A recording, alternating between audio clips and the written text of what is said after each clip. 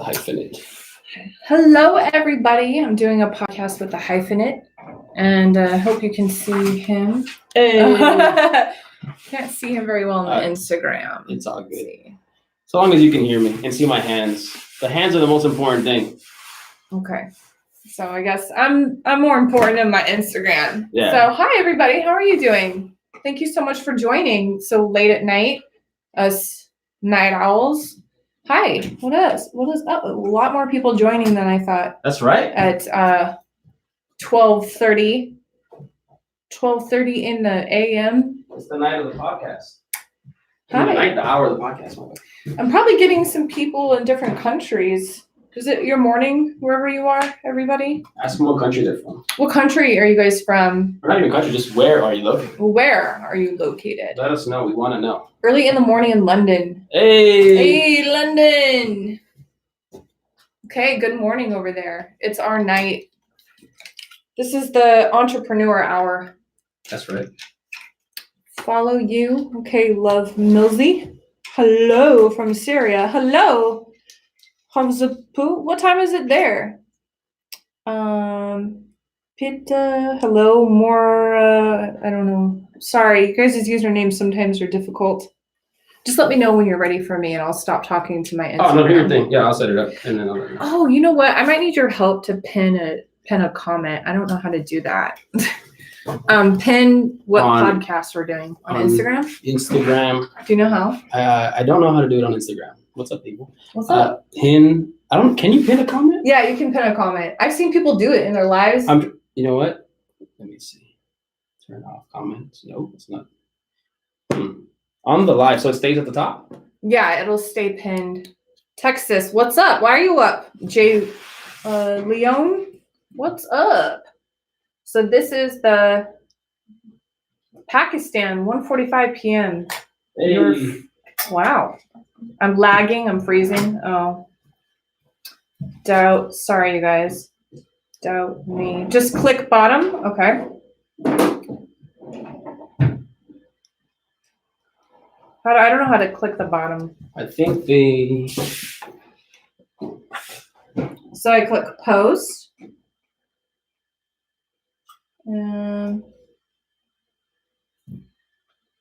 I very rarely do Instagram Live, so I'm not a huge help on that end.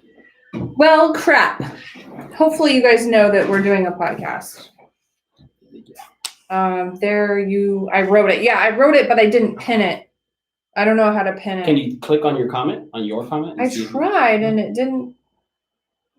Oh, pin. Oh! It worked this time. I knew there was a way. Oh. Okay, this is called Doubt Me Podcast. Yeah. Check. And who am I with? It's the Hyphenate. And how can we find you? You can find me on my Doubt Me YouTube channel, and every social media is the Hyphenate, spelled correctly. TheHyphenate. Got that? Okay, we're about to start, so I'm sorry if I ignore you. Check.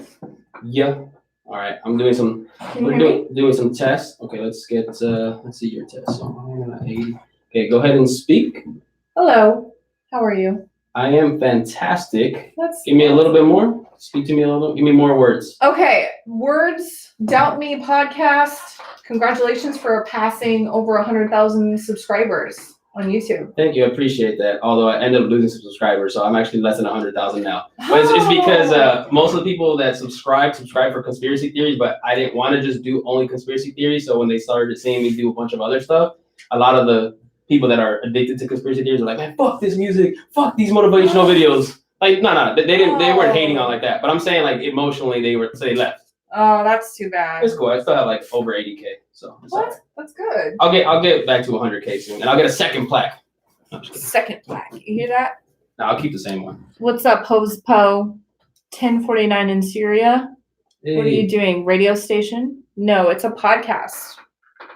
All right. You look great. Thank you. As per usual. Well, thanks. You're welcome. Okay, so my camera stops recording at 30 minutes. Every 30 minutes I have to press record again. So put a timer. That's recording there. Okay. That's great. Awesome. I'm hyped. Okay. And that is rolling. Light, you look great. And let me make sure we got our levels good already. So that is rolling. All right. Are you ready? I'm ready. Okay. So, yo, what's poppin', everybody? It's the Hyphenate here. Welcome to another episode of the Chop Shop Podcast. Here today, I have the beautiful, the talented, the amazing Chelsea Penner. Hello, everybody. Well, you gotta make sure you speak here. Oh, hello, everybody. Thank you so much for having me. I really appreciate it. Thank you for coming. I don't know if people know this out there, but she came through like I almost thought she wasn't gonna come through. It's 12:52 a.m. Like this is like the most like commitment I've seen to someone coming through for a podcast ever. We had scheduled it even though it's this late. The original plan was 11 p.m., which is already pretty late. Right. And then she was running late. Yeah, I had some challenges, but I made it. Yeah. And even then, she communicated with me earlier, so she had stuff going on. So I was like, "Oh, if you need to reschedule, it's all good." She's like, "Nope, I said I'll be there. I'm gonna be there." And she's here. So commitment. Yeah, shouts out to people that follow through with their word. You know what? Actually, I just released a music video called "Wasting My Time," and it's all about people that don't follow through with their word. I hate so that. That song's not about you. It's not me. No, Definitely I might not. be late, but I keep my commitments. Yeah. You're the opposite of the song. I am. Well, life sometimes just happens. Yeah. And you just got to roll with the punches. And as long as you can keep your commitment, then why not keep it? I definitely agree. I'm huge on my word, so the last thing I want to do is not follow through. And even like for the small things, if I say I'm going to do something, I do it, and that's it. Like, unless it's like I can't, like I'm like critically injured or something, but other than that, like I'm there. Yeah, me too. Yeah, absolutely. 100%. So you came from Oregon. Mm-hmm. This is actually my first time meeting you, by the way. So like, I'm not even really too familiar with you on a personal level, just from what I've seen on Instagram and small things that you've told me. But what brought you to California? Did you come by yourself or did you come with family? I moved here by myself about 10 years ago. This was when I think acting was a big priority in my life. So did you move out here to pursue that specifically, or was it a combination of things? It was a combination of things. Modeling was going really well for me in Oregon, and acting was too. I got my first co-starring role in a music video, and I had several music video gigs in Oregon, and I thought, wow, this is good. A commercial, and then I was modeling almost every day of the week as well. Damn. I had gigs every day, because we had Nike headquarters, Adidas, NAU. Over there? In Oregon. What part of Oregon? I lived in Portland, Oregon. Oh, okay. You were like in the Mecca of Oregon. Yeah. Well, I'm from Albany, which is a small town. Yeah. And then moved to the big city, right. Portland. I graduated college there. I actually started modeling later than I guess most models do. I was somewhat of like a swan, I guess. So it's more of an ugly duckling. That's a great way to. I like the swan. I was a swan. So I started modeling in my 20s, and it went really well in Oregon. And then so did acting. I took acting lessons actually after modeling because out here in Oregon. Oh, in Oregon. Okay. Yeah. So I got really good at both of them, and I just kind of felt like I outgrew Oregon, and I had my first breakup and heartache. So I want to talk more about that too, because I always find those stories very interesting. They are. The first ones are always the worst. Or, I mean, not always the worst, but they generally linger for longer than they should. Absolutely. That was the longest lingering heartbreak that I've had. It's your first time, you don't really know. Anyway, but we'll get into that. Yeah. I'm also a dating coach and love mentor. I think some of all of that inspired me to become that. So I think moving to Oregon was not just moving from Oregon, excuse me. Moving from Oregon was not just about modeling and acting. It was also, getting away from the pain and from the breakup. From the breakup, yes. Okay. And so that thing goes pretty deep then. Yes, and my family and I weren't getting along really well at the time. I was evolving, and they didn't understand it. And then also the weather. The weather is really crappy in Oregon. Really crappy. Like stormy or. You know how it's been this winter in LA? Yeah. So times that by 20 and all month. Holy shit. For 10 months straight. Yeah, fuck that. Yeah, exactly. Yeah, it's bad. I don't even like the rain out here. When it rains over here, like more than 3 days, I'm like, this is the worst. Yeah, and try that all month. And you never see the sun either. Like really? if we see a break of the sun in the winter, we freak out. It's like oh London. My God! It's like London. Yes, it's like that. Although you know what? When I went to London, overcast weather is actually my favorite. I personally really like like a lot of people get like sad or like more like depressed when it's gloomy. I love gloomy. Like I get the happiest when it's gloomy. Mostly probably because I grew up doing a lot of sports and skateboarding. I've been skateboarding for now, like 17 years. Holy shit, going on 18. And being outside a lot in the summer heat, especially skateboarding, or actually not even summer heat, but just here in LA, it's always sunny, right? So you get burned quicker, you get hot faster, you get tired faster. So for me, like the gloomy days were like, oh yeah, like I'm gonna skate all day. So for skateboarding and any sports, stuff like that, it just for me was the best. I love cloudy days. Really? Yeah. But you can still get a sunburn when it's cloudy. Oh, for sure. Like when it's overcast and it's not just clouds, like they're like thicker clouds, then yeah, for sure it amplifies the sun rays, so then you get burned faster. But I mean, you still put sunblock. But I'm saying like in regards to like you feel fresher. I like it for me being more athletic. It's like, all right, cool. I don't have to like be as sweaty. Right. I hate sweating. That makes sense. But I sweat fast, so it's like terrible. See, I have more of the sunburn stuff to worry about than the sweat stuff. Well, I burn quick too. Like really? I turn red. I look like a lobster when I get burned. Yeah. Oh, I do too. I'm mostly Irish. I have a lot of mixes in me, but mostly Irish. So I'm Hispanic, Mexican, and Guatemalan, but born here. But yeah, ethnicity Hispanic, and I burn straight up, like fully. Really? Yeah, like I don't have like I have very light skin. Like if you see my ass, it's white as hell. It's just like imagine when you see a full moon, like and they say like, oh, you moon someone. Like no, mine looks like a legitimate full moon because it's that bright. It reflects the sun back. You know. Wow, I don't think we want to see that anytime. Oh no, that's not gonna happen. No. I'm just saying, like that's how white my skin is, and that like I burn very easily. Okay, if this is a competition, let me tell you, my skin is so white it's translucent. Without my self tanner, you can actually see the purple of my veins and my muscles.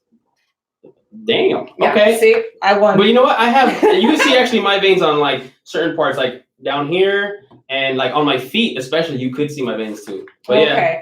So I'm a pretty light skinned person, but I burn easily too. So I always have to put sunblock. Well, we have to put sunblock on. That's just how it is. Yeah. So what? One of the things that always trips me out, like it takes a lot of balls, guts, like just to leave where you're at by yourself. Like I consider myself a very independent person, and like whenever there's something that I think will benefit me, I'm like always going for it. But like I've never left somewhere like on my own for that long, like a permanent thing. Yeah. When you came out here, did you knew it was going to be permanent, or was it like to test out the waters? I felt like it was going to be pretty permanent. Like I said at the time with my family, I was evolving. Yeah. Meaning, I don't know what you guys think about evolving, but my meaning of it was like a Pokemon. You changed into a. I'm just kidding. That's like one of your nerdy. Oh yeah, I'm a huge nerd. So. You know what? Although Pokemon's not really my thing, but I'm familiar with it, so I know how it works. Got it. Yeah. My definition of evolving is growing emotionally, spiritually, physically, in every way. I just didn't want to be in the same place. Yeah, I didn't want to be stuck like in a place where there wasn't enough opportunity for me. Yeah. And you had it seems like you had the bug for entertainment, which is like, as much as Oregon and Portland, I'm sure was pretty poppin', it's nothing like LA, which is why so many people flock out here. Yes. So I'm guessing like that was a big factor as well as like, okay, I want to grow on that side on top of emotionally, physically, mentally, you're trying to get to another level. Honestly, the biggest fire was my family and the breakup. You know, if I really it was almost an escape as well then. Yes, absolutely. So that was like the fire under my ass. And then the desire was, maybe taking my modeling to the next level. Mm-hmm. I always kind of wanted to be in a major magazine, and that was difficult to do in Oregon. Although when I was modeling in Oregon, I was offered Playboy, and I turned it down. Because why is that? For a lot of reasons. I was still, I guess, more in that conservative stage back then. Mm-hmm. I was just starting to learn about other religions besides Christianity, and starting to Did you come from a very religious home? Or? Extremely Christian-based home. Oh, okay. And so it was like force-fed to you. It was force-fed. Yeah, okay. I was force-fed. I had to go to church every Sunday. I had to go to church for many years of my young life, and all it did was make me want to go less. Yeah, me too. It was just like, this is the last place I want to be. Yeah, no, you don't want to force. And I have nothing against religious. I'm all for religion, but just for me, it was not something that I was drawn to. Yeah. And being pushed into it, every week, it was just like, it just. I am not into religion, unlike you. I'm all about spirituality. And it took me to evolve to understand that I appreciate Jesus and everything that Jesus was teaching, but he's not the only spiritual teacher. And when you're a Christian, you're just kind of like putting everything in a box. Like you can only read that one book. Right. You can only talk about this one spiritual teacher. All the other spiritual teachers are false gods. Right. And that's such bullshit.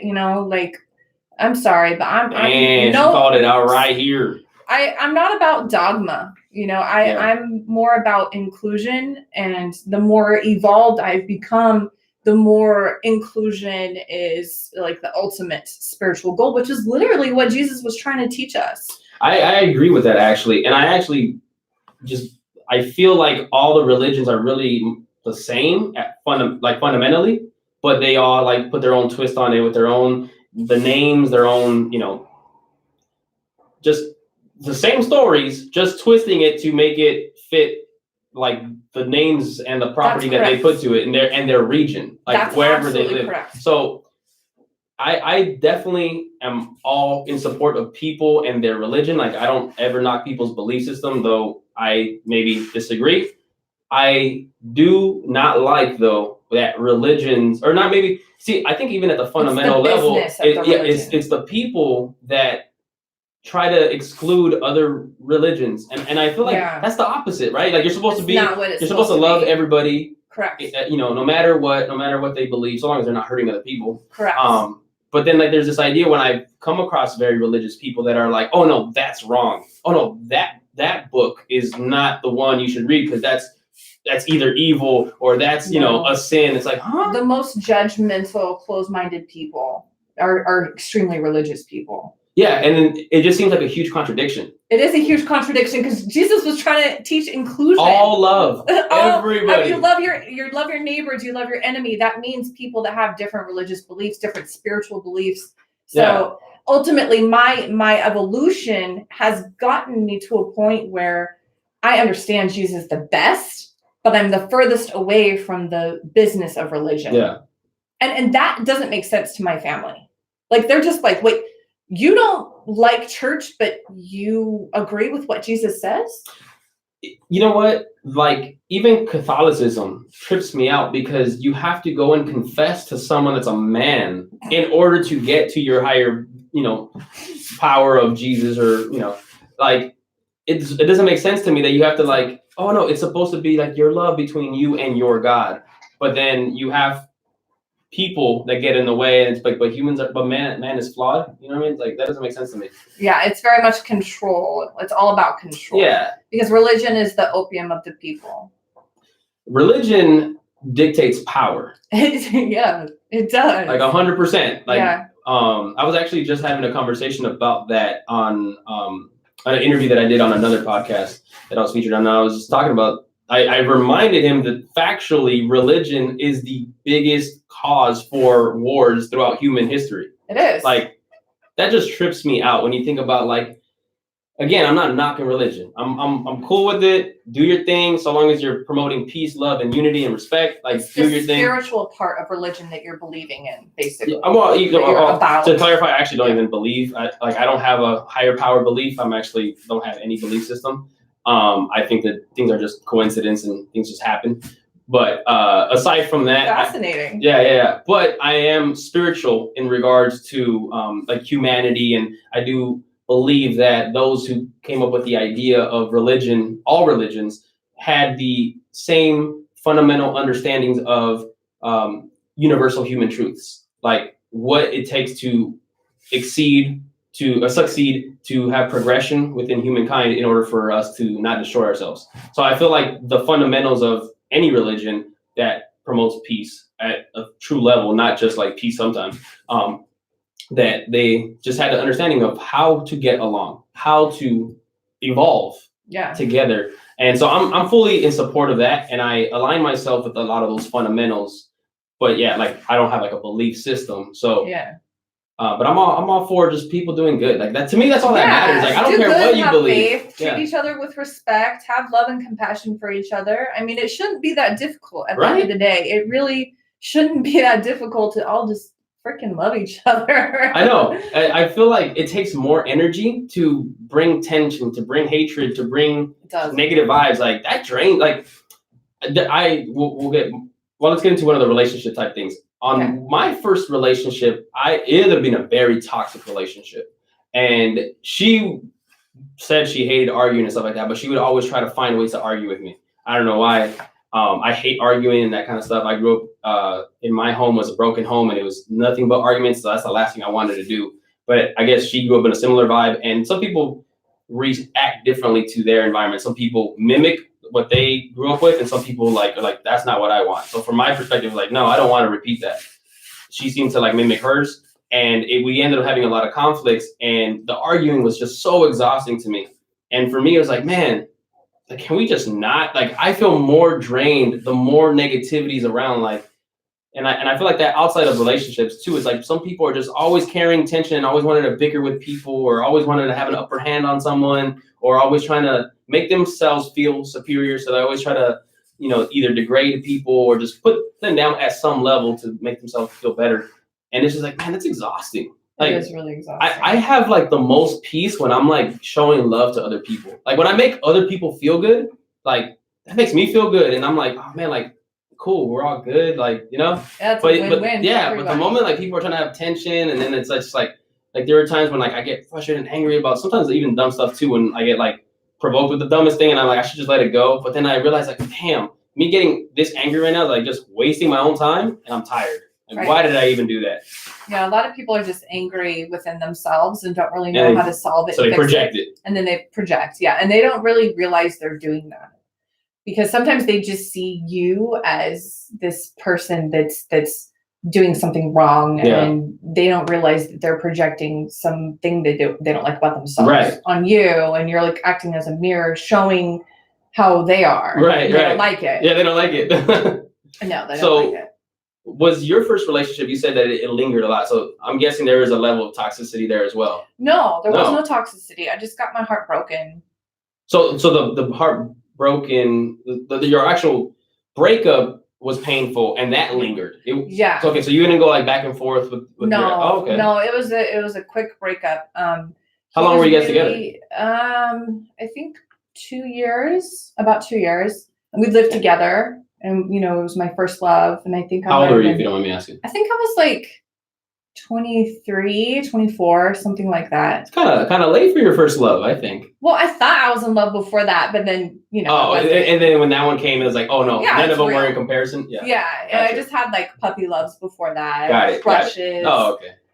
Lusts or whatever, but that was, my first real love.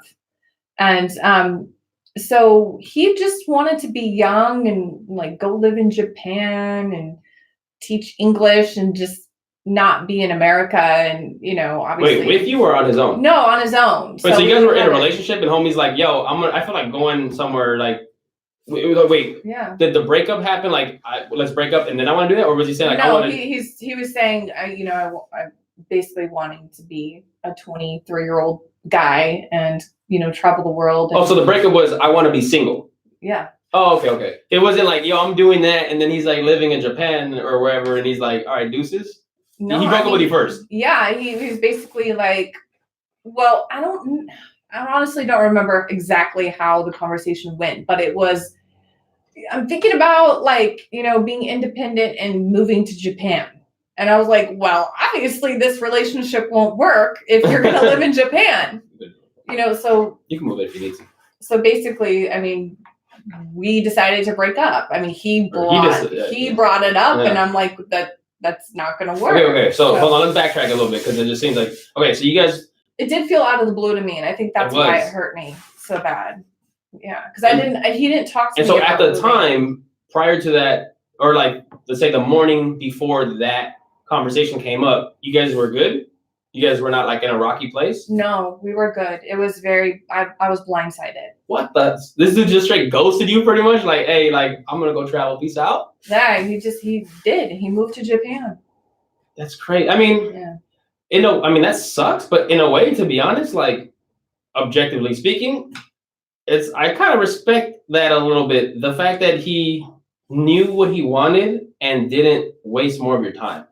I agree. I mean, the breakup still sucks, obviously, especially when you're invested. But I think one of the worst things in relationships that people, I feel like, do almost all the time now, or probably have been doing forever, but now it just seems more public, I guess.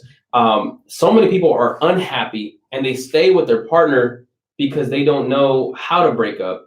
So they like drag and drag and drag, and then they allow like resentment to build from their from their partner when it's really them that want something different, but they don't know how to express it. So like they kind of like fall into a deeper and deeper pit, and then years go by, and then it's like, oh shit, like now things have either gotten really bad because there's a lot of bullshit, or they leave you hanging even, after a longer period of time. So I mean, I agree that communication is always the best policy, and I teach 100%. that as a dating coach and love mentor. I think in all relationships, not just romantic, but platonic, family, anything, like if you don't know how to communicate, whatever dynamic you have with someone, it's gonna fail.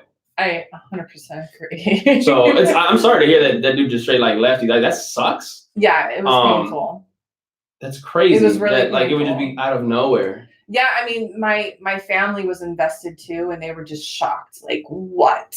That's crazy. Just out of the blue. And did he give you like a heads up? Like, hey, even my friends were shocked. They were all just like, what? Like, we were just like the perfect fairy tale couple, and just out of the blue, we broke up. People were like, wow, that kind of baffles me. Yeah. Like again, that's cool that he figured out he wanted to do something, but just for it to be so abrupt. You don't think that for any chance there was like another girl or something like that? He did start dating another girl like really quickly after our breakup. But she was so ugly. Like wow, I mean and my mom was doing internet stalking, and she's like, who's that? She's so ugly. I mean, it was just a fling, but so it wasn't like a serious thing that he ended up. No, he moved to Japan. He moved to Japan. Yeah. Well, I mean, at least homie didn't tell you he's moving to Japan and then like just still be around your neighborhood. Right. That would have sucked. I know. That would have been the worst like excuse ever. Like, oh, you know what? I'm leaving to Japan, and then like you see him like the next week at a club. Right.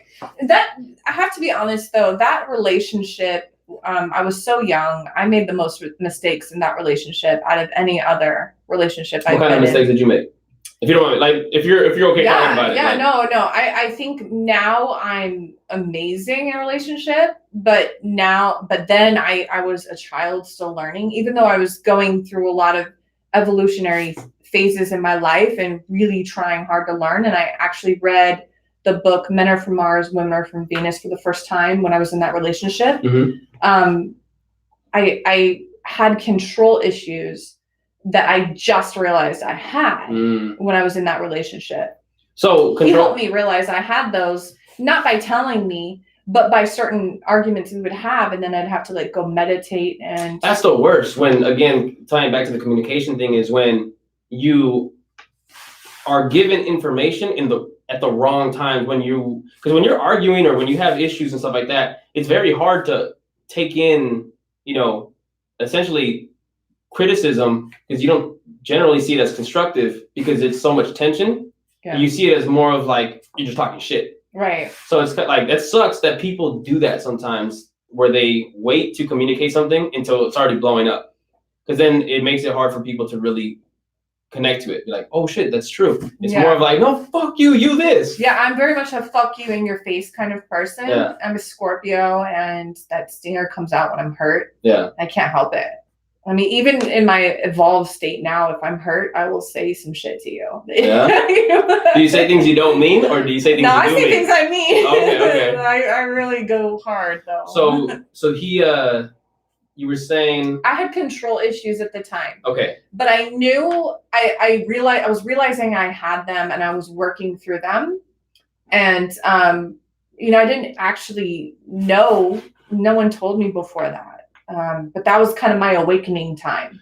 So what were the control issues though? Where is it like, yo, you can't be going to the club without me, or you can't be like what were the control issues?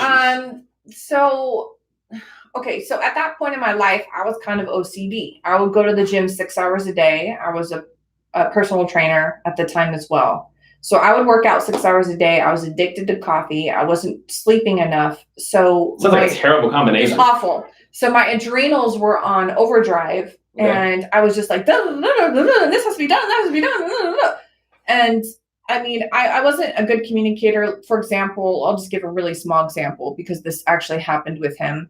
I cooked dinner for him because I thought he was going to be home at a certain time, and he wasn't home at that time.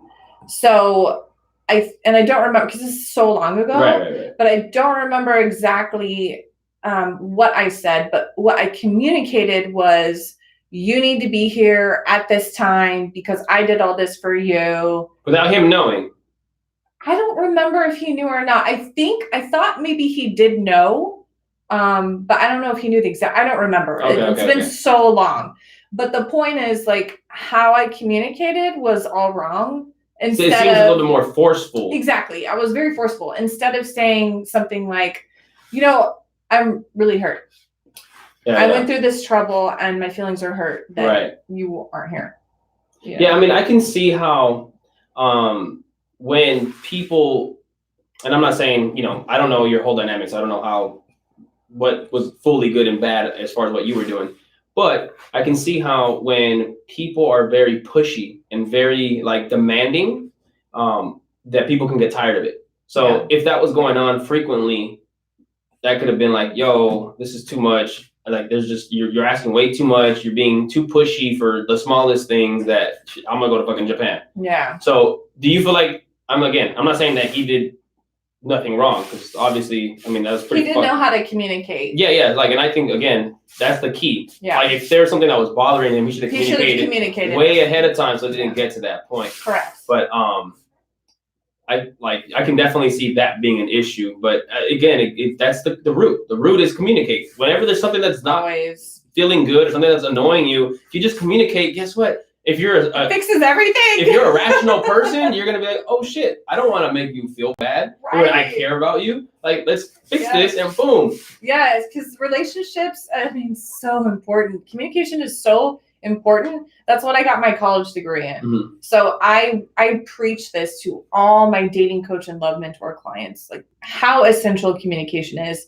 I don't know if it would have saved our relationship because we were both young, and he just you don't know if it would have been. He wanted to go, right? You know, spread his wings and just live outside the U.S. I get it, but it would have made us happier. Oh, for sure, 100%. During our relationship, it would have been a better relationship. Yeah, the worst part is when people say that they agree. Like, I'm always talking about communication on every aspect, like I said earlier, not just romantic. And I really think you just can do that, and then you can get through anything. Yeah, I agree. And give me 1 second. We'll keep it going there. Okay. So wait, hold on. Let me get back to the communication thing. One thing I don't like is when people say, like, because I'm very vocal about what I believe or think, right? And a lot of times people want to just agree with me. I don't know if it's because they either want me to like them, or they're just yes men that want to feel like, oh yeah, me too. But like with I've only been in 2 relationships. My first one was terrible at communicating. I hated that. So once I finally got over that, it's like, yo, from now on, anybody, like, they have to be on the same page with me. When I first started dating, what ended up becoming my second girlfriend, I would tell her like, yo, whenever there was like a small little thing, because we didn't argue much, but whenever something kind of, I could feel that she was, the general thing that that you can feel someone's vibe and like something's bothering them. Like, hey, what's wrong? Nothing. Oh, it drives me crazy. Oh, I can't stand that. Why do people do that? Yeah, so I'm like, yo, I'm telling them. Right? It's like, just be real. Yeah. Tell me what the problem is and let's fix it. So then I would explain to her like, you know what? And this is even before we were like having any big arguments or anything like that. So like, you know what? I think communication is super important. I really want that to be the focal point. Oh, me too. Yeah, I'm big on communication. Yeah, I'm like that too. I'm gonna tell you anytime something's bothering me. Like 2 months later when we were in relationships and little things that are like popping up, every time, nothing. What the hell? We had this conversation, like, how are you not being what you said you are? I hate that. I hate that. But you know what's crazy is I'm the type of person that will tell you exactly what I think is wrong and how I feel. However, men don't do a good job of reacting to it. They don't. Was it men that aren't conscious or I don't even know if it's men. Cause I think it's humans because on my side, from what I've experienced, is girls get very defensive. But I know that guys do too. So actually, you're right because I just had an incident recently where I told a friend that was a very close friend of mine. I told her. Was a female? Yeah, I told her I feel betrayed, and she got defensive. And just starts like.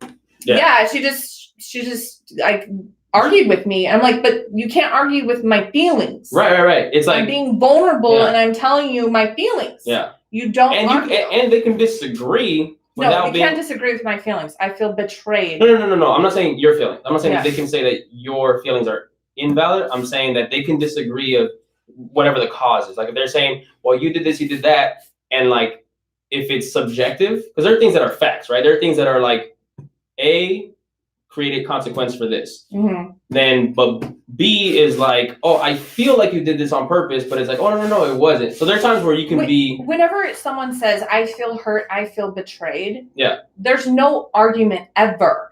All you do is you say, how, what happened, what did I do? You ask questions. Yeah. There's no room No, for that's what I'm saying. Your feelings is 100% acceptable to understand. Arguments will not happen because that's the appropriate way to talk about your feelings. But I think some people do exaggerate or misconstrue things sometimes, and then they feel betrayed, or maybe not even betrayed, but they feel a certain way emotionally when they interpret something incorrectly. So I'm not saying you were. Tell me what you interpret here, but she was hanging out with my ex behind my back. Oh, that's fucked up. You think? Yeah, well, I was speaking in general in regards to sometimes people like, oh, like. No, on this specific case. I have my head on straight. If I say I feel betrayed, you really did something to make me feel betrayed. Yeah. Because I'm a very patient person and I allow people to make mistakes, especially if they don't really hurt me. But if you just straight out disrespect me, like really. Yeah, I mean, like that. For those of you who don't know, that's a pretty like standard rule. That's common sense, I thought. Yeah. You don't go out with your friends' exes unless you get permission. You gotta like bring. You have to communicate. Boom. Like that would have solved everything with her. Yeah, right. If she just would have said, "Hey, you know what? Hey, I'm getting a ride with your ex-boyfriend to my friend's birthday party." I would have been like, "Cool, all right, whatever."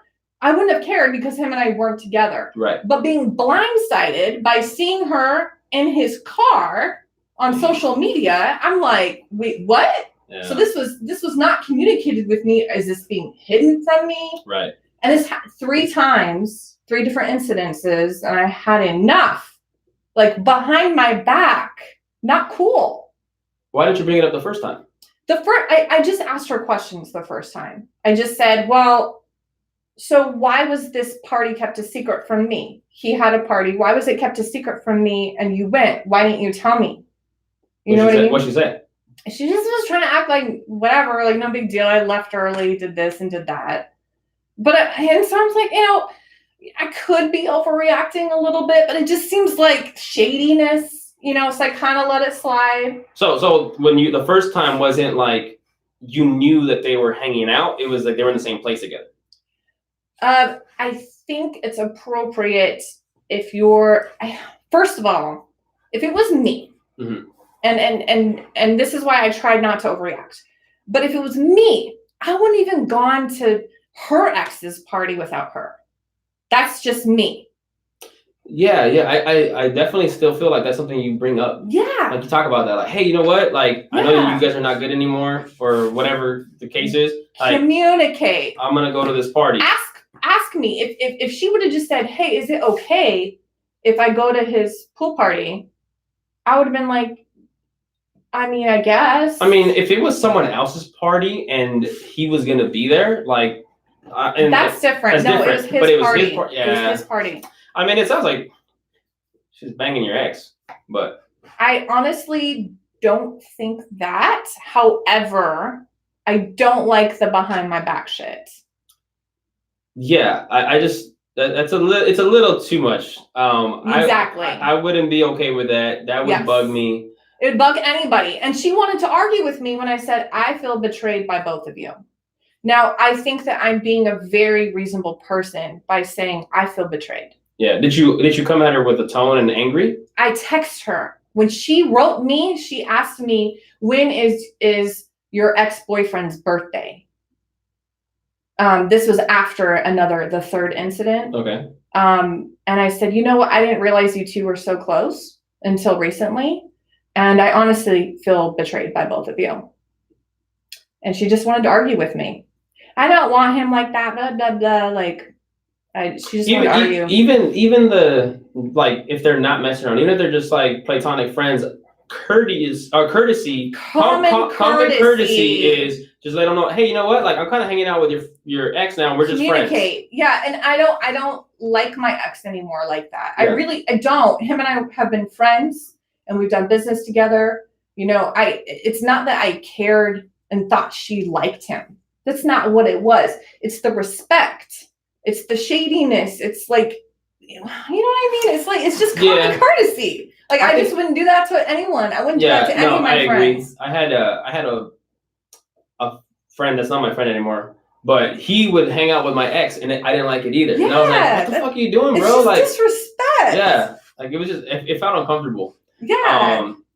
And I'm like at the time, especially probably because I still had I was on and off with my ex, so it was kind of like even worse, I think, for me, because it was like, hold up, wait, what? Like, me and her still kind of hang out sometimes, so it's like, although I should have cut her off. So yeah, you should have. I should, yeah. That one was bad. That one lingered like back and forth. That was one of those on and off ones that just like I was an idiot. I couldn't let go until I finally did. But yeah, like even then I was like, bro, like what the fuck? Like, why are you hanging out? Why, like, are you guys talking? Like, when she would come back into my life, and like, again, this is my fault for letting her back in, but when she would, like, when we get to little arguments or whatever, like, oh, even your friend thinks this. I'm like, why the fuck are you guys talking? Yeah, that's so weird. Yeah.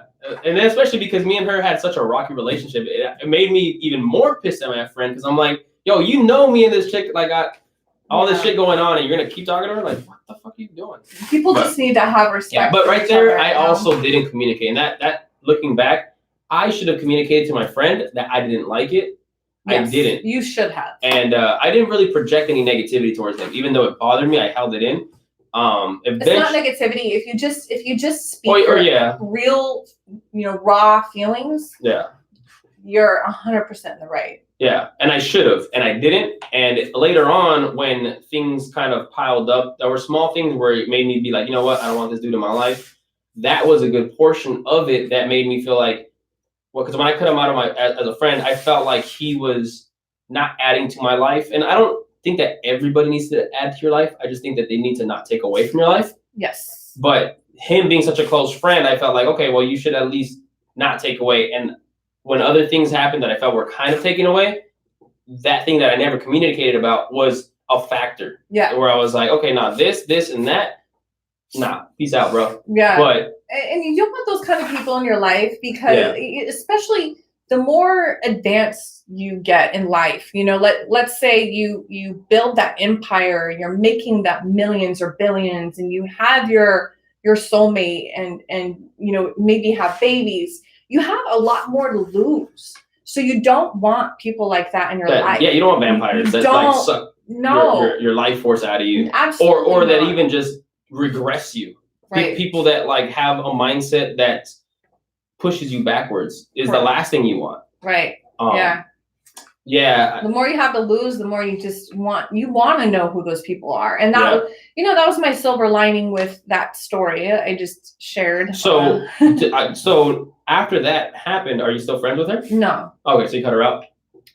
It's funny because her and I haven't actually spoken on the phone. Things were not going really well over the text, and I said, you know what, we just need to talk about this over the phone. And she hasn't called me. So. Yeah, when someone doesn't put in the effort. And not only that, but a further dagger in the back. After I told her I felt betrayed, she ended up going to his birthday party without me knowing. So. Dang. I mean, that straight up tells you that she doesn't care as much as you do.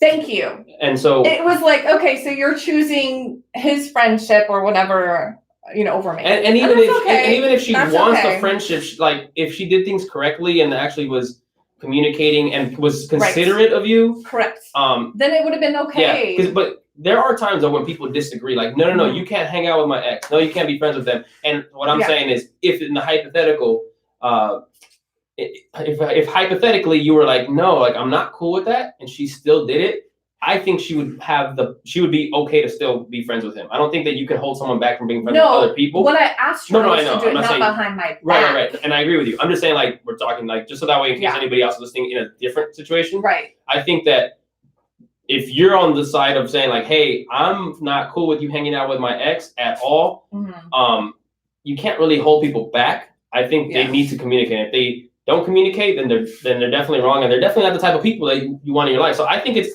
ideal. Silver lining. Yeah. I think it's ideal for you to be like, okay, you know what? You don't deserve to have a place in my inner circle. Correct. Because you've already proven to not care about my feelings. You've already proven that you do some shadiness by going behind my back. Yes. Because when you let someone do something that's not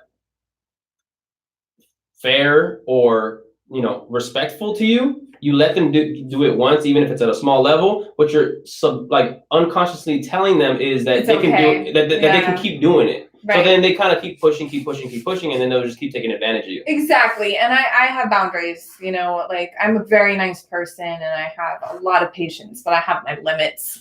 And this year I've evolved myself so much. I already have like so much more to lose this year than I did last year. So I just have to make sure that who I have in my inner circle, I can 100% trust. Yeah. I think that even if they're not your team, like literally in regards to helping you get to where you want to go, I feel like your inner circle is a team in some way or form. Like even if they're on a completely different industry or completely different, walk of life, if they are in your inner circle, they're in your team emotionally, mentally, because that positivity, that the people that are around you are, really contribute to your personal motivation, your personal happiness. So for me, I see it as a team. You want to have the best players on your team. Not, again, they have to be in your same skill level or your same walk of life, but just you want people that really make you better, that motivate you, that want you to succeed, that really have your best interest at heart. Yep, you do. You can't. And again, like I keep saying, the more advanced you are, the more you have to lose. And you just have to make sure that everybody around you, got your back. Yeah. And you can trust them. Yeah, and with people having your back, I see this misconception a lot of times where I see a lot of people expect that their people in their inner circle that are supposed to be ride or die, they expect those people to be yes men. They expect people to be like, oh yeah, I got your back, so whatever you think, whatever you say is right. I think there's nothing wrong with calling your people in your inner circle out on their shit. Agreed. You can tell them like, hey, yo, you know what? You're wrong on this. Like I'm the one that does that like all the time, whether it's family, friends, whatever. And sometimes people don't like it. Yeah. People hate being called out on their shit. I'm gonna talk about that. Yeah. And that, I think that is a huge misconception, because just because someone has your back, someone does care about you, and someone is there for you, doesn't mean they have to be there for you blindly. Correct. Like, they don't have to agree with you all the time. Mm-hmm. And I can't stand when I see people get upset. Like people, like I'm the person that everybody goes to vent to, people that I know, right? So I'm like, I listen to everybody, and like, I'm like, yo, you're tripping on someone telling you that they didn't like, or even sometimes me, they start tripping on me. Like, what are you talking about? Like, you don't like, you're not agreeing with me. Like, what? Like, you're wrong. You're wrong. Like, that's not the right way to handle this. Or you did this thing wrong and you need to apologize for that, even if they did blah, blah, blah, whatever. So I'm very unbiased, even with the people I love and care about. Yeah. And I see too many people get defensive as opposed to being like, oh, you're trying to help me. Yeah. And sometimes you have to tell them straight up, Yeah. look, I'm trying to help you when I say Yeah. this. I'm saying this out of love. Yeah. It's a better way of communicating it. I've learned the hard way, you know, when I try to help people that I love, to do it in a way that shows that I love them and not in a way that I'm showing that I judge them. Because I'm not a judgmental person at all. Mm-hmm. But I will tell you straight up what I think about you. Yeah. And I will tell you what will help you. You know, being a relationship coach and a love mentor and a dating coach, a lot of my friends do ask me relationship advice. Yeah. And they're actually surprised that I don't always blame, you know, the other party. Right. You know, right. I actually will tell my friends what they are doing to contribute to the problem. Right. And I think that is what we need more of.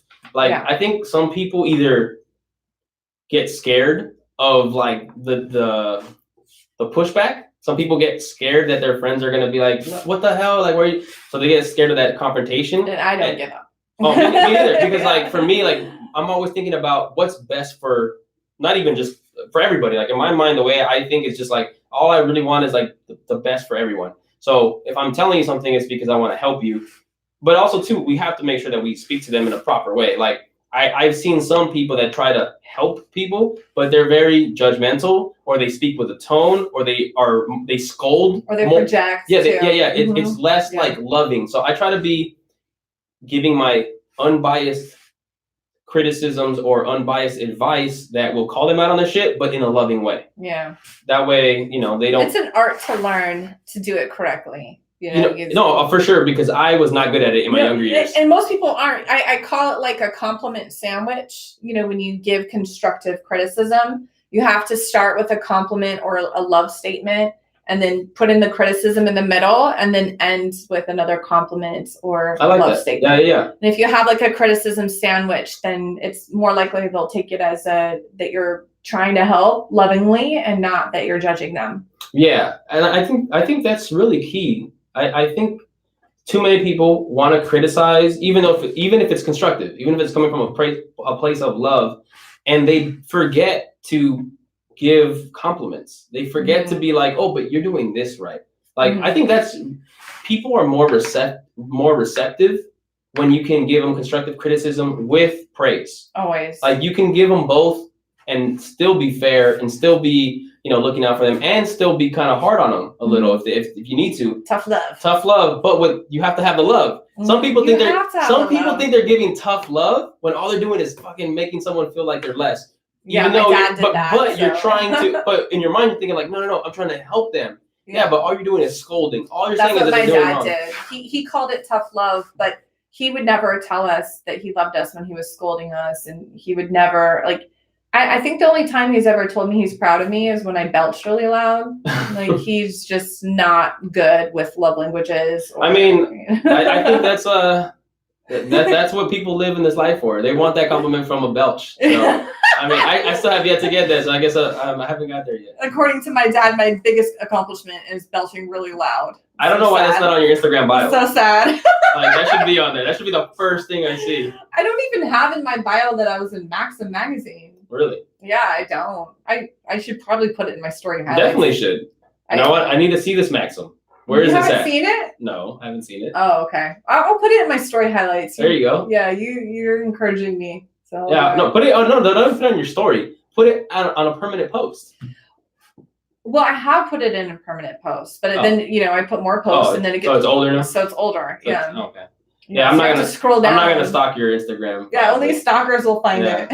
You know what's funny is when you get like those likes from like 52 weeks ago, like 96 weeks ago. Oh, stalking me. Yeah, and they just like that one post, and I think a lot of times they just like that one post, and they're like, "Oh shit, I just liked it." They're like, "I shouldn't like it anymore for a while." Like, what the hell? It always trips me out. Like, how did you go that far back? Like, I mean, thank you. I still feel a compliment. Yeah, you should be flattered. Yeah, because that means that they're like trying to figure out who you are. And I kind of post a lot, so that means that they spend a good amount of time on my timeline. well, who is this? A potential love interest? I don't know. Ooh, hubba hubba. But I mean, I don't know. I usually when I see it, like, I mean, this is kind of weird though, I guess, or not weird, but it's funny how the people that kind of like will go and show that commitment to your stuff, you kind of get weirded out a little, right? I like it. I know. like it, yeah. If Okay. it's someone that I would be interested in, yeah. Oh, well, that's different. But I'm just saying, like, Yeah. if it's just like some random person you don't even know. It's like, who the hell just went through my whole thing? I don't know. Again, if it's someone that you could be interested in, then it's okay. Because, for example, like, Is this after meeting them or even before? no, Okay. before. Like, for example, my current boyfriend was my biggest cheerleader for a long time Really? on social media. And I never met him. When we finally met in person, I think we were following each other for a few years or something. So, but yeah, I took it as a big compliment. I liked it. That's dope. Yeah, I liked it a lot. Have you had any crazy people on social media? I've had a lot of crazy people on social media. Yeah. But stalking and going and liking old pictures is probably my least concern. Oh yeah, I don't think that's like that's not really like, oh shit, I gotta be careful with this person. Yeah, it just makes me like it's flattering. Yeah. But getting dick pics and obsessive messages and I've had people go really far as far as to doing like solid research, and they could find out certain things about like my business and whatever and what I was looking for. So one guy, for example, he knew I was looking for a CMO for my tech startup. So he contacted me through my business email and said that he's a CMO and he knew I was looking for one.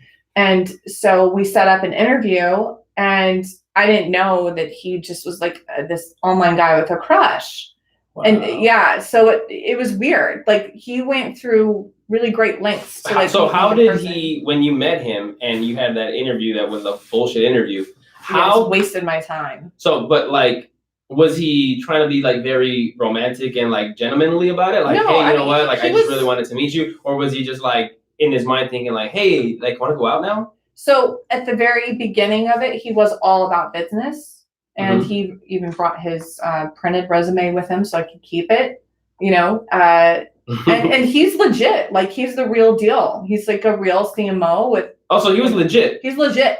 Okay, so he wasn't bullshitting. He was bullshitting about applying for the job. Oh, okay.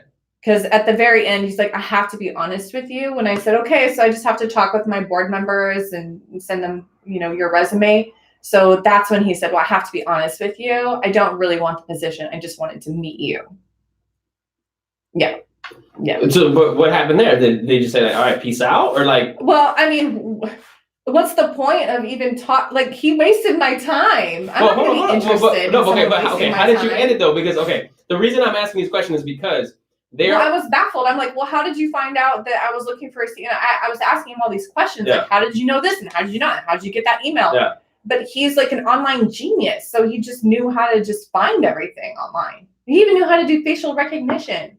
So how did it end? It ended after I asked him all those questions and he told me how he found me and did all that. Okay. I said, well, okay, I'm not interested. So I guess this is the end. So bye. But he wasted my time, and I kind of wanted to cuss him out, to be honest with you. I don't like my time getting wasted. Oh, hell no, me neither. I hate it. Like, I'd rather just be straight up. One of my biggest pet peeves in life. Yeah. It's like you're beating around the bush and making it seem like, no, it is your most valuable asset, your time. Oh, 100%. You never get it back. And he freaking wasted it. So I had to, as a woman, put makeup on, do my hair, drive to this location, and only to find out this dude had the hots for me.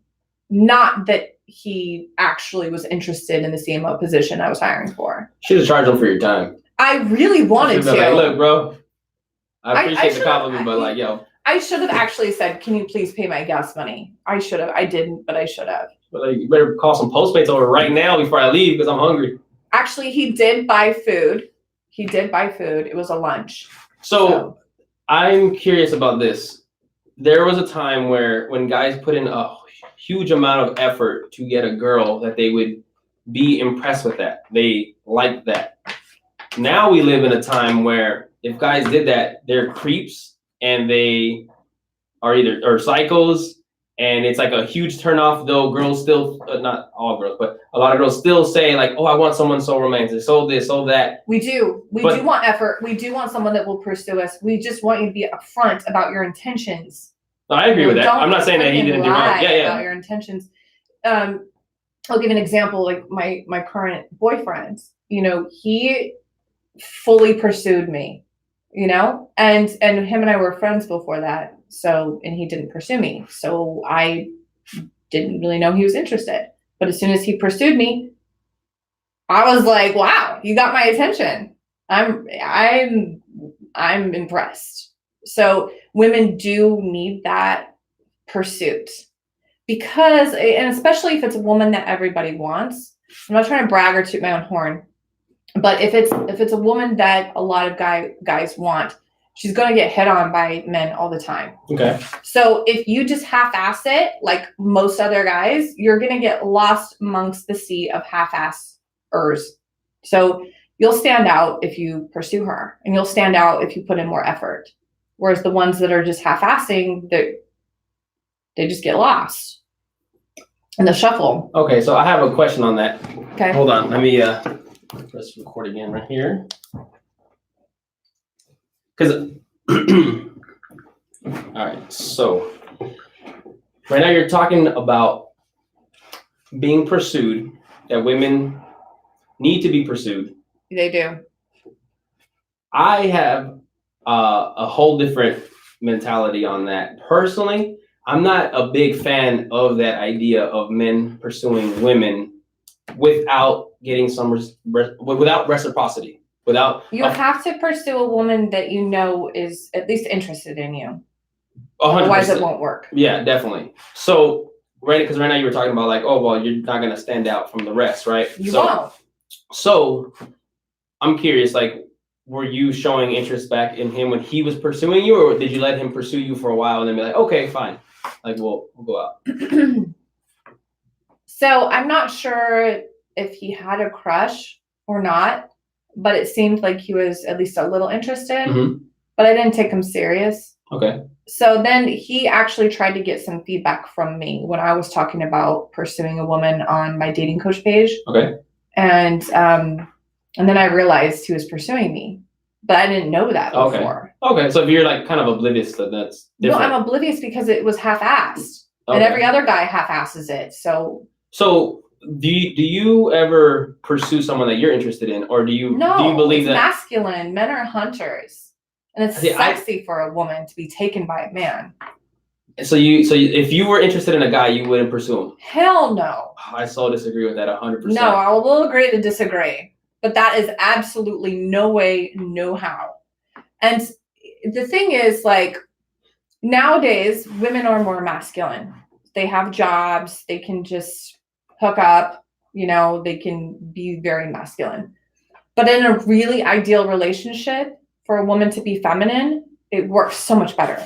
See, I don't really think those things are masculine or feminine. It's masculine. I don't think so, because I feel like pursuing someone or showing interest in someone ties into that level of communication at a deeper level. If you are interested in someone and you're not letting it be known, and you're expecting. Okay, so women do something called dropping the handkerchief, but men do the pursuing, and this has been going on ever since we were cavemen. Yeah, and I don't like it personally because I feel. Because you want to be lazy and get the low-hanging fruit? No. Because, okay, I think that there's like this misconstrued idea, and I think maybe sometimes a lot of women do this subconsciously. I don't even think they're aware of it. But essentially what that says is that I'm the prize. We are the prize. See, I disagree with that. You guys can't live without us. We can. Women can be single a lot easier than men can be. And it's proven in old age that men let themselves go. And if they had a woman around, they don't let themselves go as much. They're happier in relationships. Men in relationships, statistically speaking, are happier. You guys have to have sex more than we do because you don't need relationships for physiological need. Well, but sex is like the sex relationship is actually not even proof of sex. I'm saying you need women. Well, I think we don't need men. We have vibrators. I think if that did the job 100%, like then there would be no point. Because they want validation. They want external validation. You're getting low-hanging fruit from girls that just want to hook up because they don't love themselves enough to realize what they're doing is they're trying to get external validation. Okay. Otherwise, if they didn't want that, they would just use a dildo. No, okay. So what I'm saying is I'm a firm believer in 50-50 in relationships. Like your relationships are 50-50. Yeah. But to get a high value woman, you have to get her attention. Otherwise, you're not going to get a high value woman. Okay. High value women are seeked out by everybody. But okay. So that's where I'm trying to get to is like this idea that I'm the prize, I think is very unfair because I see this happen a lot. And I'm not saying this is all women, of course. Like nothing is 100% across the board, all this, all that. Everything is give and take. Some people are different. So this is not a generality, but it's a high statistic that I feel that there are a lot of women that I'm the prize on the prize, but really when it comes down to it, like they don't really bring enough to the table to match. They're not a high value woman. I'm talking about a high value woman. You want me to tell you what a high value woman is? I know what a high value woman is. A high value woman is an asset. Okay, but you'll make more money when you're with her.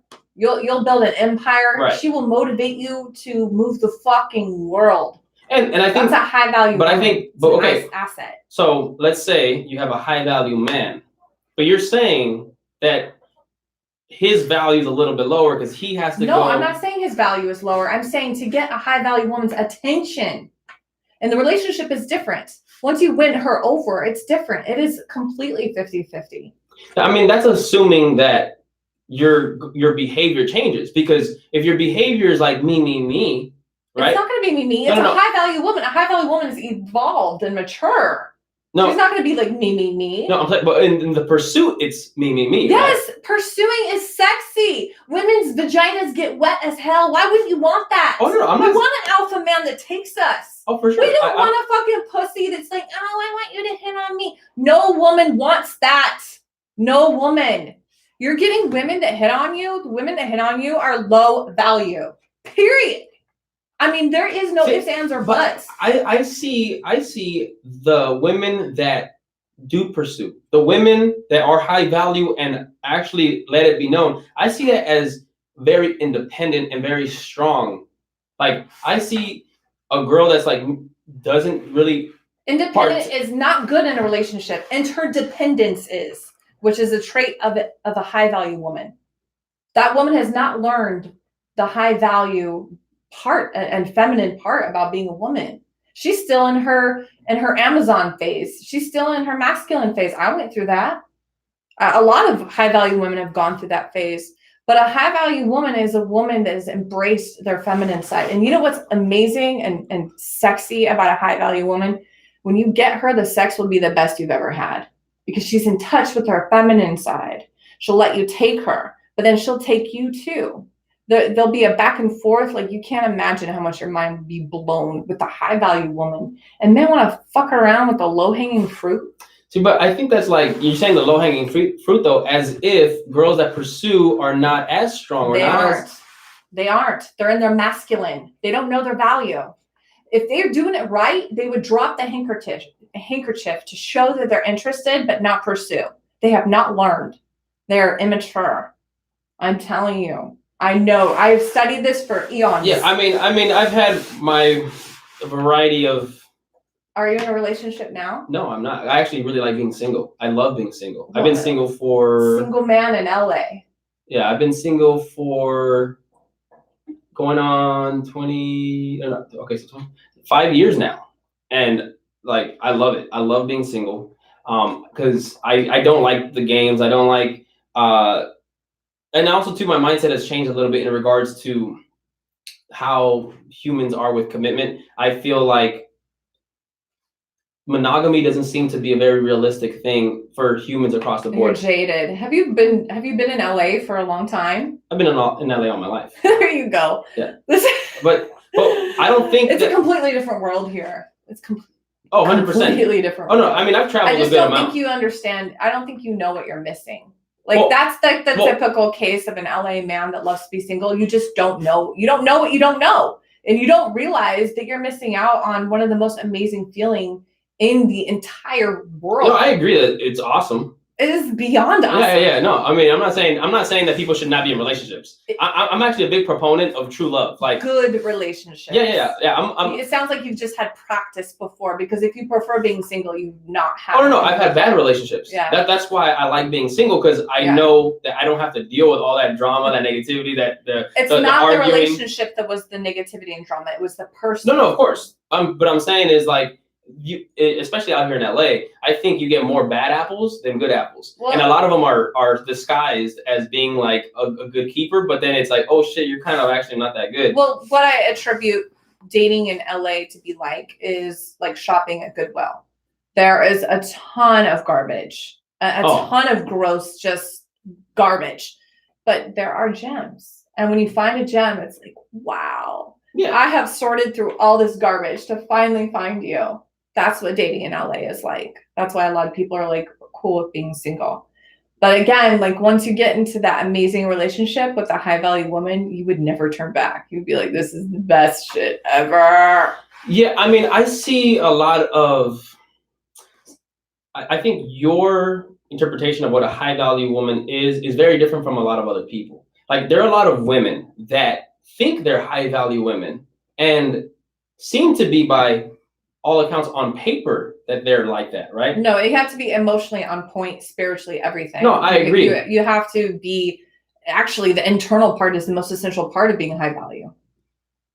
Yeah, definitely 100%, because the mindset is more important than anything, because the mindset manifests all the physical. Yeah. But what I'm saying is, I think it's very important for humans to give and take. I'm like, even that's what relationships are, right? Relationships. So I think even on the pursuit, I'm not saying that a guy doesn't have to do any effort. 100%, you have to do effort in all aspects to keep good people in your life. And then on a romantic relationship, you definitely have to do effort to show appreciation and show the interest. But what I'm saying though is like, I'm not a big fan of the idea that women don't partake in the pursuit. Like, I think there has to be a two-way pursuit. She has to show interest. Yes, I agree. But however, even interest, because there are girls that primal, and it goes way back to, when we were cavemen. But I think we're more intelligent than that now. No. This is primal still, and I'll tell you why. Because you don't understand. You're not a woman.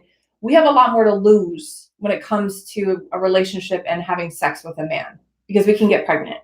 Like you guys have no idea, and I even had to experience being ghosted when I got pregnant once, to really fully understand 1,000% why women have to let a man pursue you and show effort. Because if he doesn't do that, what the hell is he going to do to you if you get pregnant? You know what I mean? That's a very vulnerable state to be in. You have to make sure that this guy 100% is interested in you. I mean, I get pursuing shows effort. Yeah, effort is the key. But I think the majority of dudes that pursue like get bored after they get what they want, and I think that sucks. So what I'm saying is, like, I don't think I disagree. I don't think that's true. I mean, I think the majority of people, especially out here in LA, relationships don't last long because people want what they want, and when they get it, they have so many options.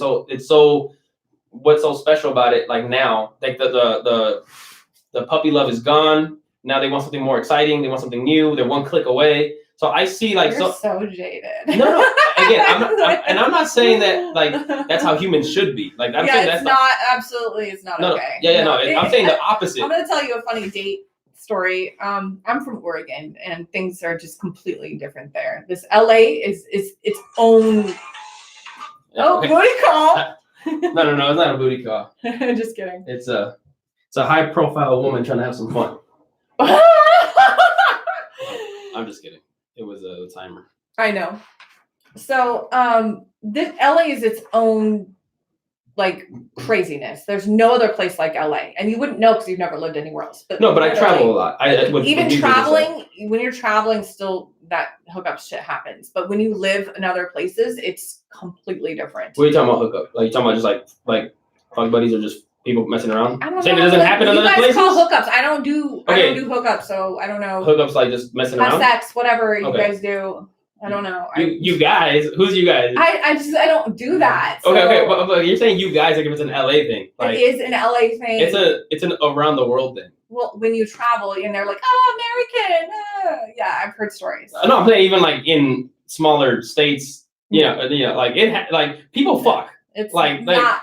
I mean, it's very rare So that the people. hookup culture has definitely blown up since the Tinder thing and the Bumble and whatever. But you're single, so you kind of like have this world that's just different from like someone that's in a relationship. By the way, a lot of the people around me are actually married, so Okay. like I'm not just around only my type of, and also too like the person I'm not really into like pursuing girls like sexually, like going to clubs and going to bars and like, oh, let's get some girls, like that's the last thing I want to do. I focus more on like my hustle, and like if fun comes, it comes. But like I'm not like like I'm trying to do those as well.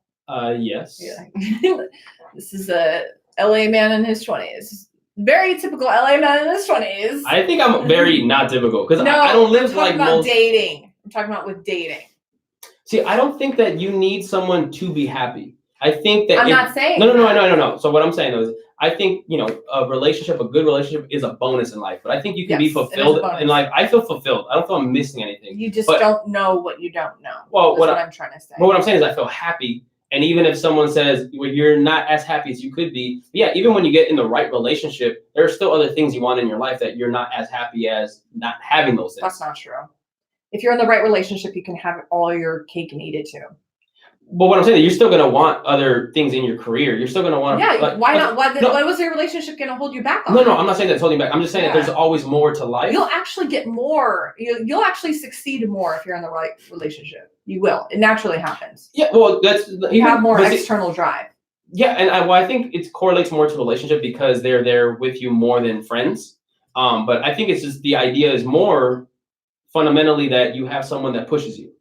So yeah, but you have an external, like you have purpose. You have more purpose. The amount of motivation you get from the correct relationship is just it's unspeakable. Like I have no words for it. I mean, it's crazy. It's like taking steroids.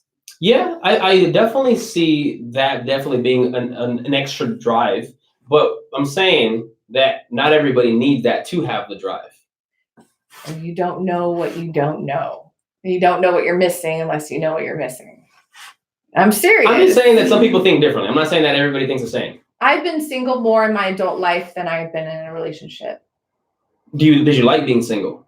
No. Okay, well, that's the difference. So you've never experienced that blissfulness. No, I was happy. I'm a happy person. No, I'm not saying you're happy. But I'm much happier in a relationship. Much happier. And I think there are a lot of people that have different ways of thinking that they have different ways. They're just in the wrong relationship. No, but all I'm saying is that like most people, yes, I think. Because I go on a lot of dates and I would start to date people and I would just rather be single than date them. Yeah, because they were like not a good fit. But when you find that person, there's nothing better. I'm not saying that it's whack.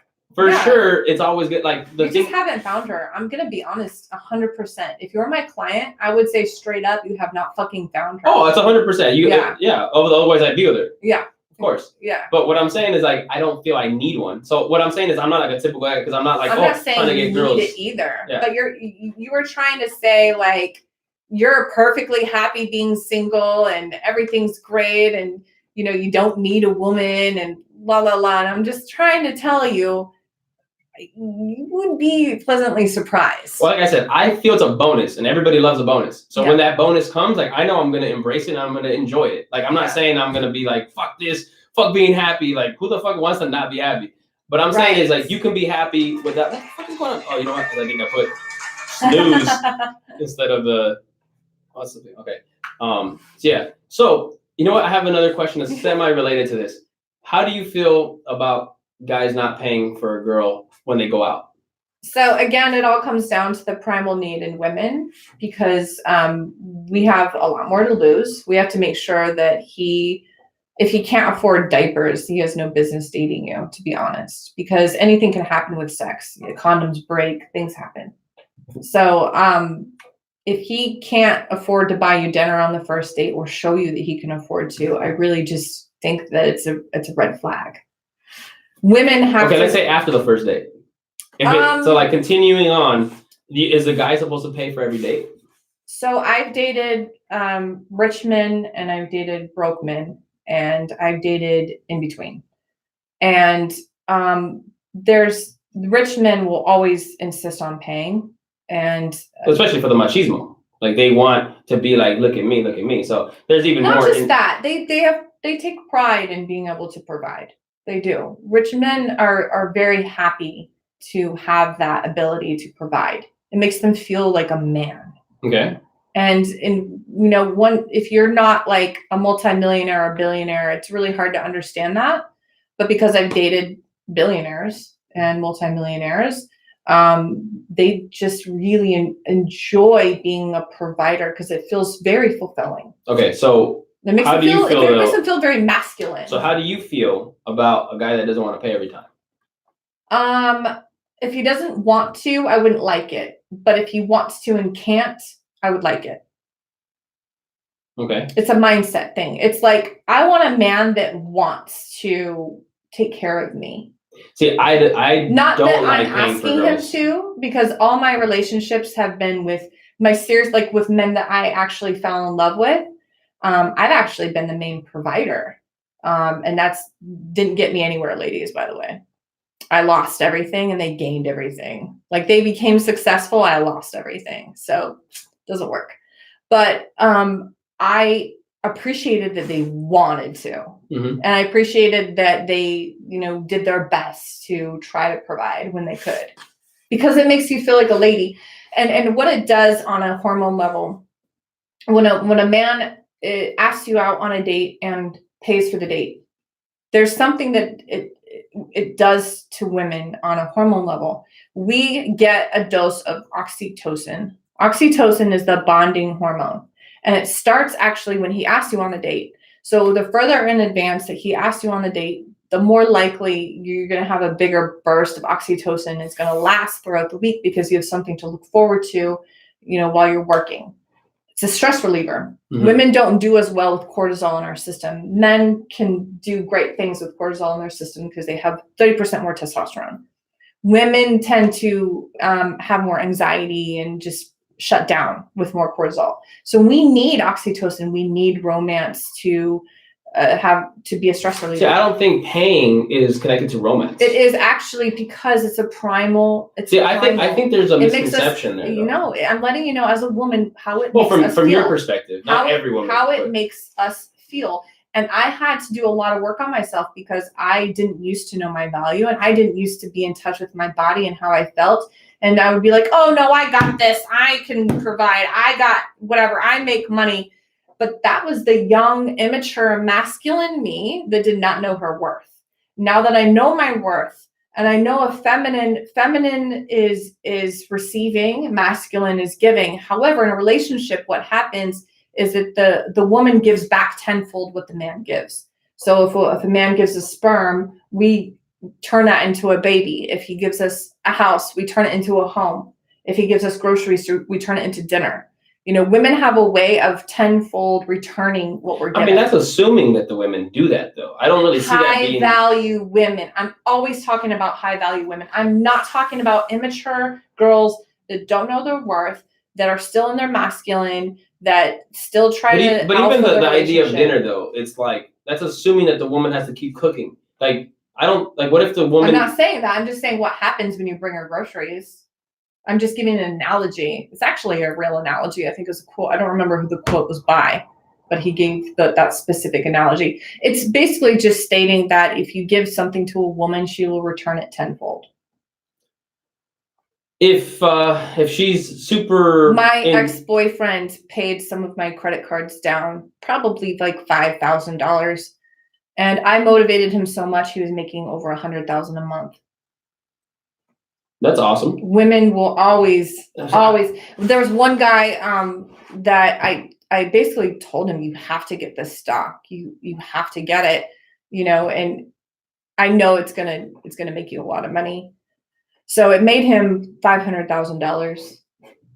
That's awesome. He just said, well, what do you want? And I said, I actually just need a car. But I gave him so much more than what I got out of the deal. And that's okay. Because as a woman, it's like, I love the fact that my ex-boyfriends, got so much more successful being in a relationship with me. It hurts if they don't recognize that or if they don't appreciate it. but I love the fact that they're successful because of any sort of external motivation I did and anything I added and contributed to the relationship. So again, that's the difference of being a high value woman versus a woman that just takes dinners and takes dinners Yeah, of course, yeah. and doesn't give back. But again, I'm talking about high value women, and it's a completely different, it's same gender, completely different animal. So with that theory though, the man has to give and then the girl returns. Yes, that's correct, because you have to win her over. We take longer to fall in love with a man than a man takes to fall in love with us. He basically has to convince us because, again, we have more to lose. On a primal level, we have more to lose than a man does. See, I see I appreciate your mindset, and I think that's how these are all based on statistics and numbers and the education I've done for 2 decades and the certifications I've gotten and everything. What I'm saying though, so I'm not just spitballing. What I'm saying is that that's a rare breed. It's not. What's a rare breed? They're not many. What's not many? A dime a dozen. What is? High value woman?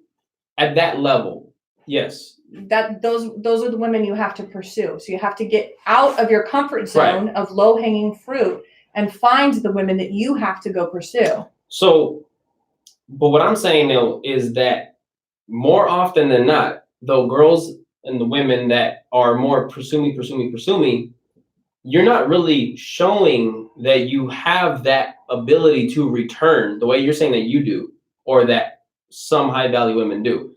There's no hint of that return by just pursue.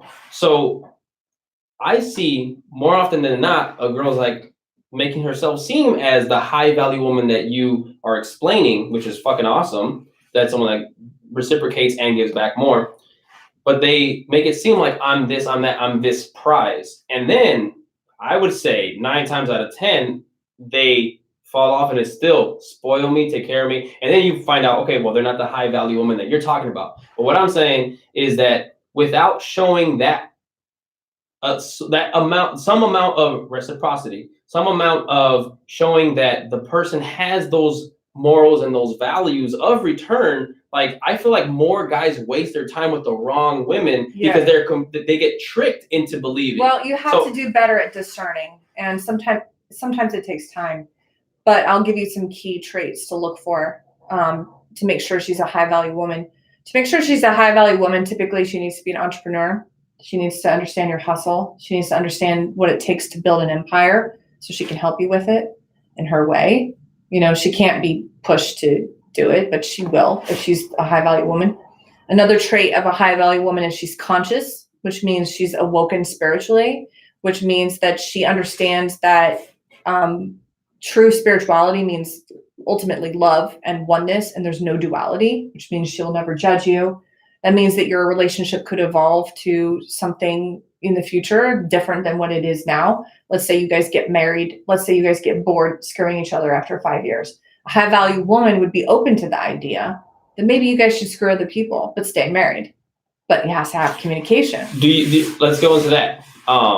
Because earlier I was kind of touching on it, and we kind of didn't expand on it, but I was talking earlier about how I don't believe that humans are it's natural for humans to be monogamous. You can be, though, if you have the right person. It's easy to be monogamous. However, you have not met that right person, like with the unicorn pussy yet. But when you do, it'll be. But easy. Even then, I think it'll be easy. You'll be like, I can't go anywhere. I'm stuck. I don't know. I think that just humanity, like you can have the best burger that you've ever tasted in your life, and sometimes you'll still want another burger. You sound jaded. No, but I'm not. No. Again, I'm not saying. This is your perception. So no, not perception. It's my view and my observations, what I've studied, because I study humans all the time, and I just see nonstop the majority of humans. You've lived in LA all your life. No, not even LA. Like, look at how many people have the hottest girl or the best this or the best There's that. way too much more into it, though. You have to keep desire in relationship. Both people have to want to make it work. You have to have communication. Both have to have relationship skills. So again, another trait you need to look for in a high value woman is that she has relationship skills. She has communication skills. Right. She knows what it takes to keep her man happy. She knows maybe how to give him a lap dance. She knows to, keep it sexy and wear lingerie sometimes. She knows how to fuck. Like you have to make sure that she knows what she, and you have to like kind of maybe suggest that she, maybe should know these things. I don't know why all women don't. But if they want to be the best partner possible, then she will. And a high value woman is always working on herself. A high value woman, I'm surrounded by them. I have multiple friends. My best friends are all very high value women. We all know how to fuck. We all are conscious as fuck. We're spiritual gangsters. We're open-minded, non-judgmental, have nothing but love, very courteous to each other, have a lot of compassion. We're sexy. We're beautiful. We take care of how we look. And we know how to treat a man. We know how to treat a man like a king. And I'm surrounded by that. But like attracts like. So that's what you look for. You look for a woman that is conscious, that is an entrepreneur, that is always constantly improving herself and getting better. And that means that she'll want to get better in a relationship too. And she'll be open-minded. This open-mindedness can also lead to your marriage evolving. Like what I was talking about with the open relationship. Right. One partner may not want it and the other partner might. So what you could do if the other partner doesn't want it, then you could just like suggest certain things like, let's just watch, or let's go to a strip club or whatever. You know, you have to respect each other, but an open-minded person will always listen to their partner. Well, if you're feeling like you're not getting enough, let me try to step up my sex scene. If that's not working, you know, let's explore other things. But again, this is high value people only. This is not the typical person you're going to find on Tinder. In fact, high value people would never put themselves on Tinder, ever, because we know that we're too valuable. We know that we deserve better than that. We know that it drops our value. Have you ever been on a dating website? I've never been on Tinder. No, any dating website. No, I actually had to be on dating websites so I could understand what my clients were going through. So my first. I'm saying for your personal interest. So yes, and that was actually after my last breakup last year. My sister actually got me on Bumble, and I wasn't on it very much. I didn't really like it, to be honest with you. But I'm saying though, like Bumble, Tinder, like it's a similar concept. Tinder. But what I'm saying is fundamentally. No, Tinder was created for hookups. That's what the. Yeah. Well, just like Snapchat was created for nudes. It was created for nudes. I didn't know that. That's why it was self-deleting, so that way you wouldn't have to worry about it. But then people started screenshotting, and that's why you get the notification when someone screenshot. I didn't know that. Yeah. So what I'm saying though. But people do use it for hookups, and the reputation. You just want to like, if something has a reputation and it's an energy, you know, like you always want to be very, very cautious of energy. If something just doesn't feel like good, then don't do it. And I've heard that Hinge has a better energy to it. I personally have not been on a Hinge, but I've heard that the energy is just not, there's not swiping. So it's more humanity, and you actually have to like pictures and stuff like that. Yeah. So I heard it's better energy. So, you know, high value people are more in touch with energy and energetics. And so you're going to find, you know, better high value people on something that has a better energy field. So you want to be very cognizant of that when you're looking for a high value person. And a high value man, it's the same thing. You know, with a high value man, high value men pursue women because they understand that you have to win over a high value woman. You have to get her attention. You have to take her attention away from all the hundreds of thousands of men trying to win her over. Because if you're a high value woman, guys are going to notice. Guys are going to take notes. They're going to be like, wow, you know, not only are you really hot, but you have a brain and you're actually building stuff and doing shit and you're sexy, and that's crazy. You know, like people take notice of that. So high value men are also conscious. High value men also work on themselves. High value men are always wanting to better themselves and, you know, get out of their comfort zone and in comfort zones.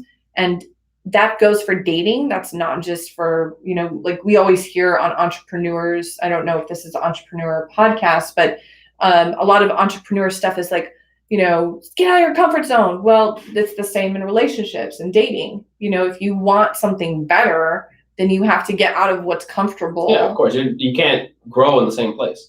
Right. And I feel like a lot of people get kind of stuck in dating, especially because the dating apps make it so easy to just swipe and, you know, see a lot of people, but you have to kind of get out of a comfort zone to meet, you know, high value people that don't really feel good about swiping.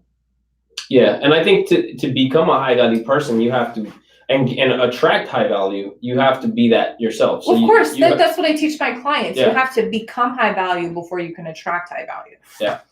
So I think on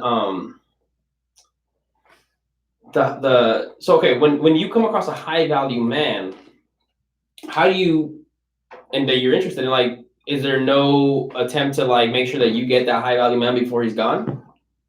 Because all you can do is just throw the handkerchief as a woman. Mm-hmm. And throwing the handkerchief. So what's the handkerchief? Tell me what a handkerchief is. So back in the day. Well, no, I know what it is. Okay. I'm talking about like what would you do to attract someone? What would you do to leave the hint?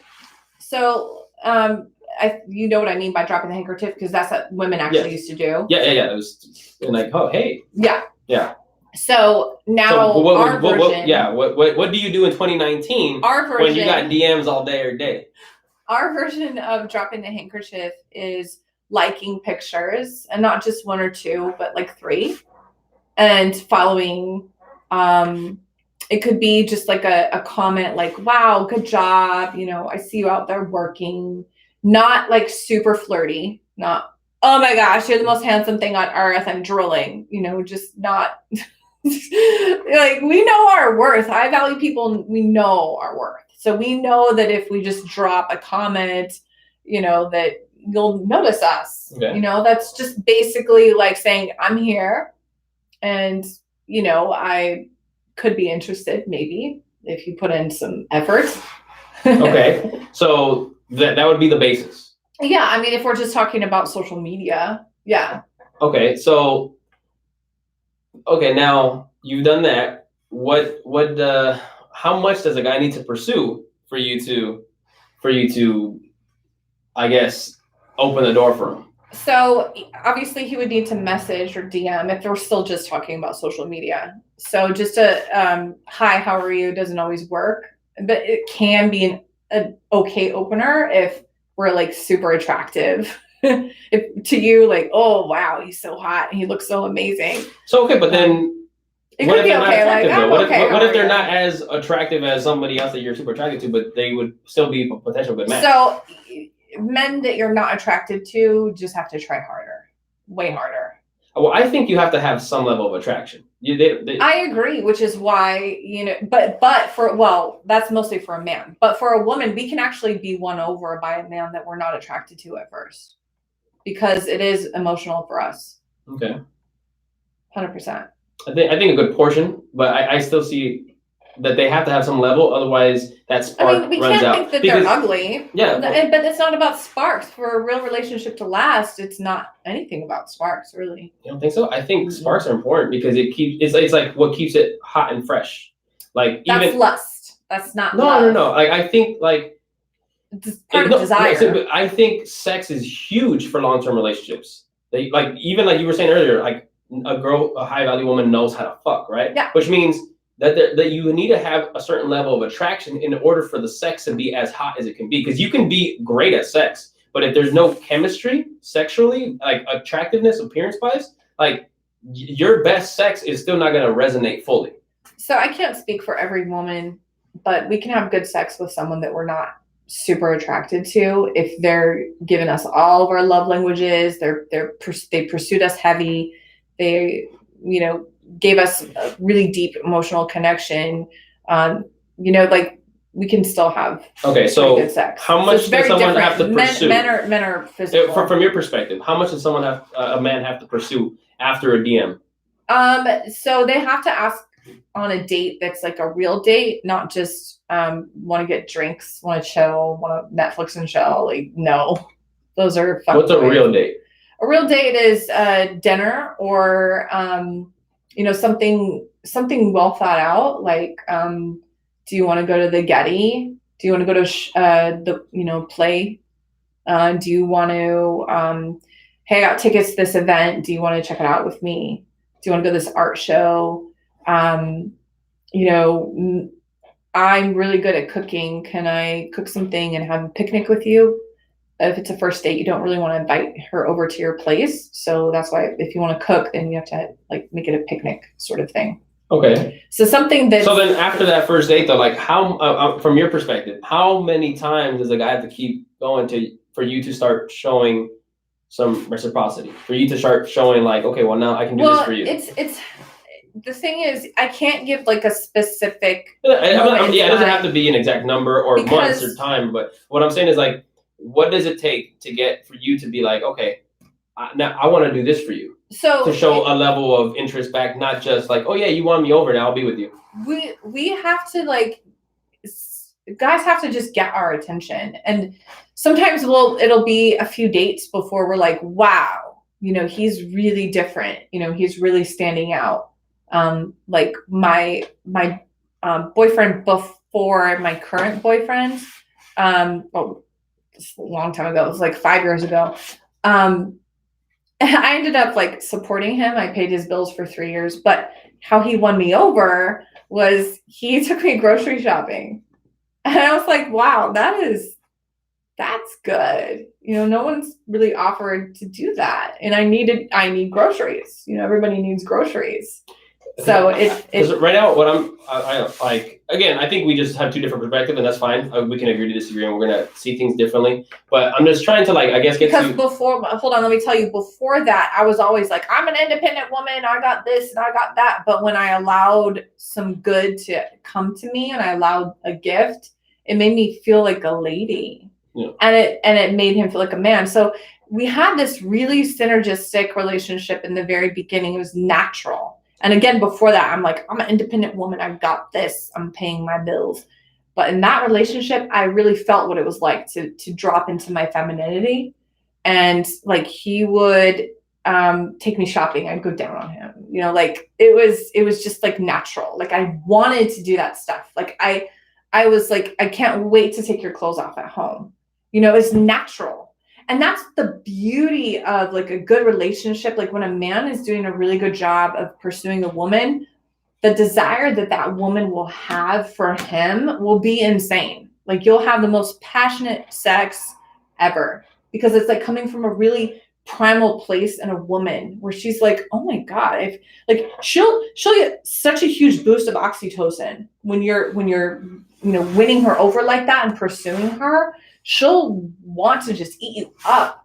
You know, and I can't 100% explain it in words because it's this huge feeling that we get as women. I'm familiar with it. I've been on the receiving end of that. Yeah, it's like, wow, I really want him. Like he did that for me, and yeah, it's hot. It's really hot. So I don't know. It's like a certain click that happens. You know, like all of a sudden this guy is standing out from all the other dudes. You know, and I don't know how many girls typically date at the same time. You know, I might be different from other people, but I would never just date one guy until we got serious or he got my full attention. And he would have to work to get my full attention. And I would have to know his intentions with me. I would have to know that he 100% is working towards me being his girlfriend or wife or whatever, that's what his ultimate goal is. Otherwise, I wouldn't take him serious. So to answer your question, it's different for everybody, but if a man is serious and trying hard, it'll get her attention, and then she'll focus, and then kind of logistics will be figured out. Like, okay, how are we going to make this relationship work? You know, let's say we do work towards this. How is it going to work? You know, the natural logistics, and you figure, okay, we can make this work, and then commitment happens. But you know, getting her attention, that's the first like exciting moment for a woman. Like, wow, this guy is so standing out amongst all the other dudes. Hold on. Okay. Let's do like maybe 10 more minutes and we'll wrap it. Okay. So yeah, it's just this big aha moment, and all the other guys just start to fade away. They just fade away, and then you just have tunnel vision for that one guy because he put in the effort. Yeah. And it's beautiful. I think it's beautiful. And I don't know why men don't. It's like the secret weapon. They can win over their dream woman with just pursuing her. For me, I mean, I'm not saying the way you think is wrong or anything, because I think everybody has different ways, and you can find your right puzzle piece in a variety of ways. There's no one way in life, I think, for most things, which I think is a beautiful thing about life, is that there are many avenues to get to the same place. I think for me, from my perspective, the way I think, it's, and you said this earlier, which I agree with people wanting to find someone that's special, that's different from the rest. Now, in what you've been saying, it's the guy earning his place for the woman to see that he's different, that he stands out, and that he's worth the time. I think for me, I consider myself a pretty high value man, but I try not to be like very like me. I'm at this level, so you know whatever. I try not to make it very egotistical, but I like to think that I'm always trying to get to myself to the highest place that I can be. But if from my perspective, if I'm showing that I'm different and special, it's and a girl's not really doing much and just like earn me.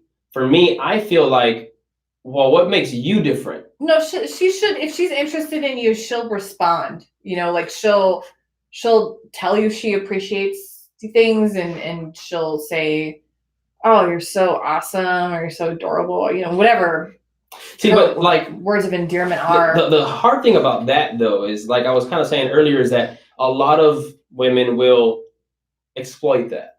No, you have to be better discerning. You have to know who a high value woman is. That's a man's job to do. But what I'm saying though is, if a high value woman and a low hanging fruit, the initial first weeks or the way to pursue them is the same. Of like, you'll get better at knowing the difference between the two as you get older. Have you ever been tricked? I've been tricked several times. Yeah. It's like I've gotten better. Because I feel like it's like for the most part a big waste of time when you're like. It's not a waste of time because you learned a lesson. Yeah, I mean, nothing's a waste of time when you learn a lesson. That's but what I'm saying though is, like, when things are not very clear from the woman's from her effort, and she's not showing that she is special yet. You have to discern if she's special before you try pursuing her. Okay, so and again, you have to look for those traits that I listed. Yeah, but the traits you listed and the way you explained it sounds more down the road. So why is it down the road?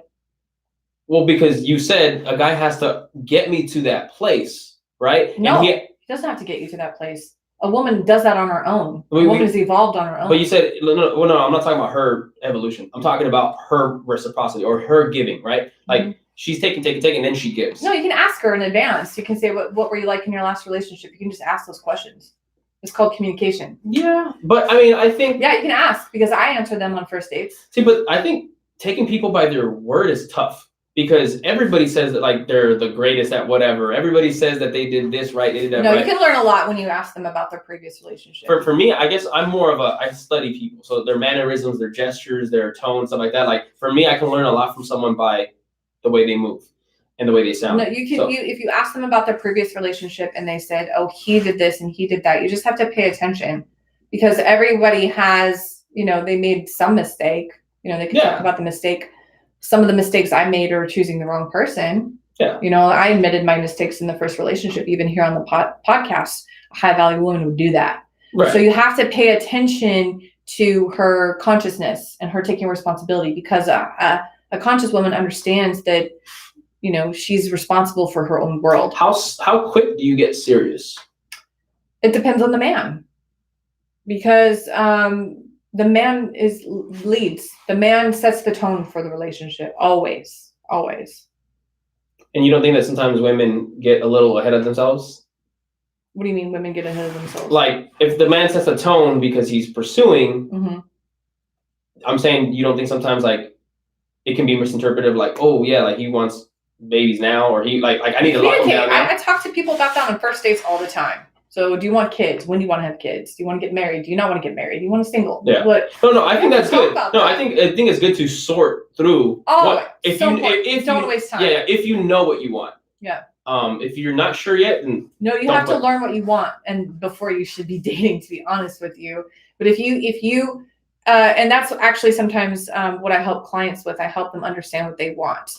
You have to get really clear with yourself about what you want. One of my clients came to me and he said, "Well, I don't really know what I want." And so I just started asking him questions. I said, "Well, what would the ideal relationship look like every day?" And we determined he wanted a friends with benefits. Okay. And I said, "But that's not really a relationship. Right. So maybe you want more of like a companion with benefits." Definitely. And he's like, okay, so I want a companion with benefits. So as soon as he got clear on that, then he was able to attract that. Right. Then he got what he wanted. Then he evolved even more, came back to me. He's like, okay, I got what I wanted, but then now I think I don't want it. And I said, well, what's the problem? Let's talk about it. Not fulfilled. Not fulfilled. So then what we determined based on the questions I was asking, I said, well, what did you not like? And he's like, well, I wanted her being more devoted to me. I wanted more of this. You wanted a relationship. So you want a relationship. Okay. So here's what you do.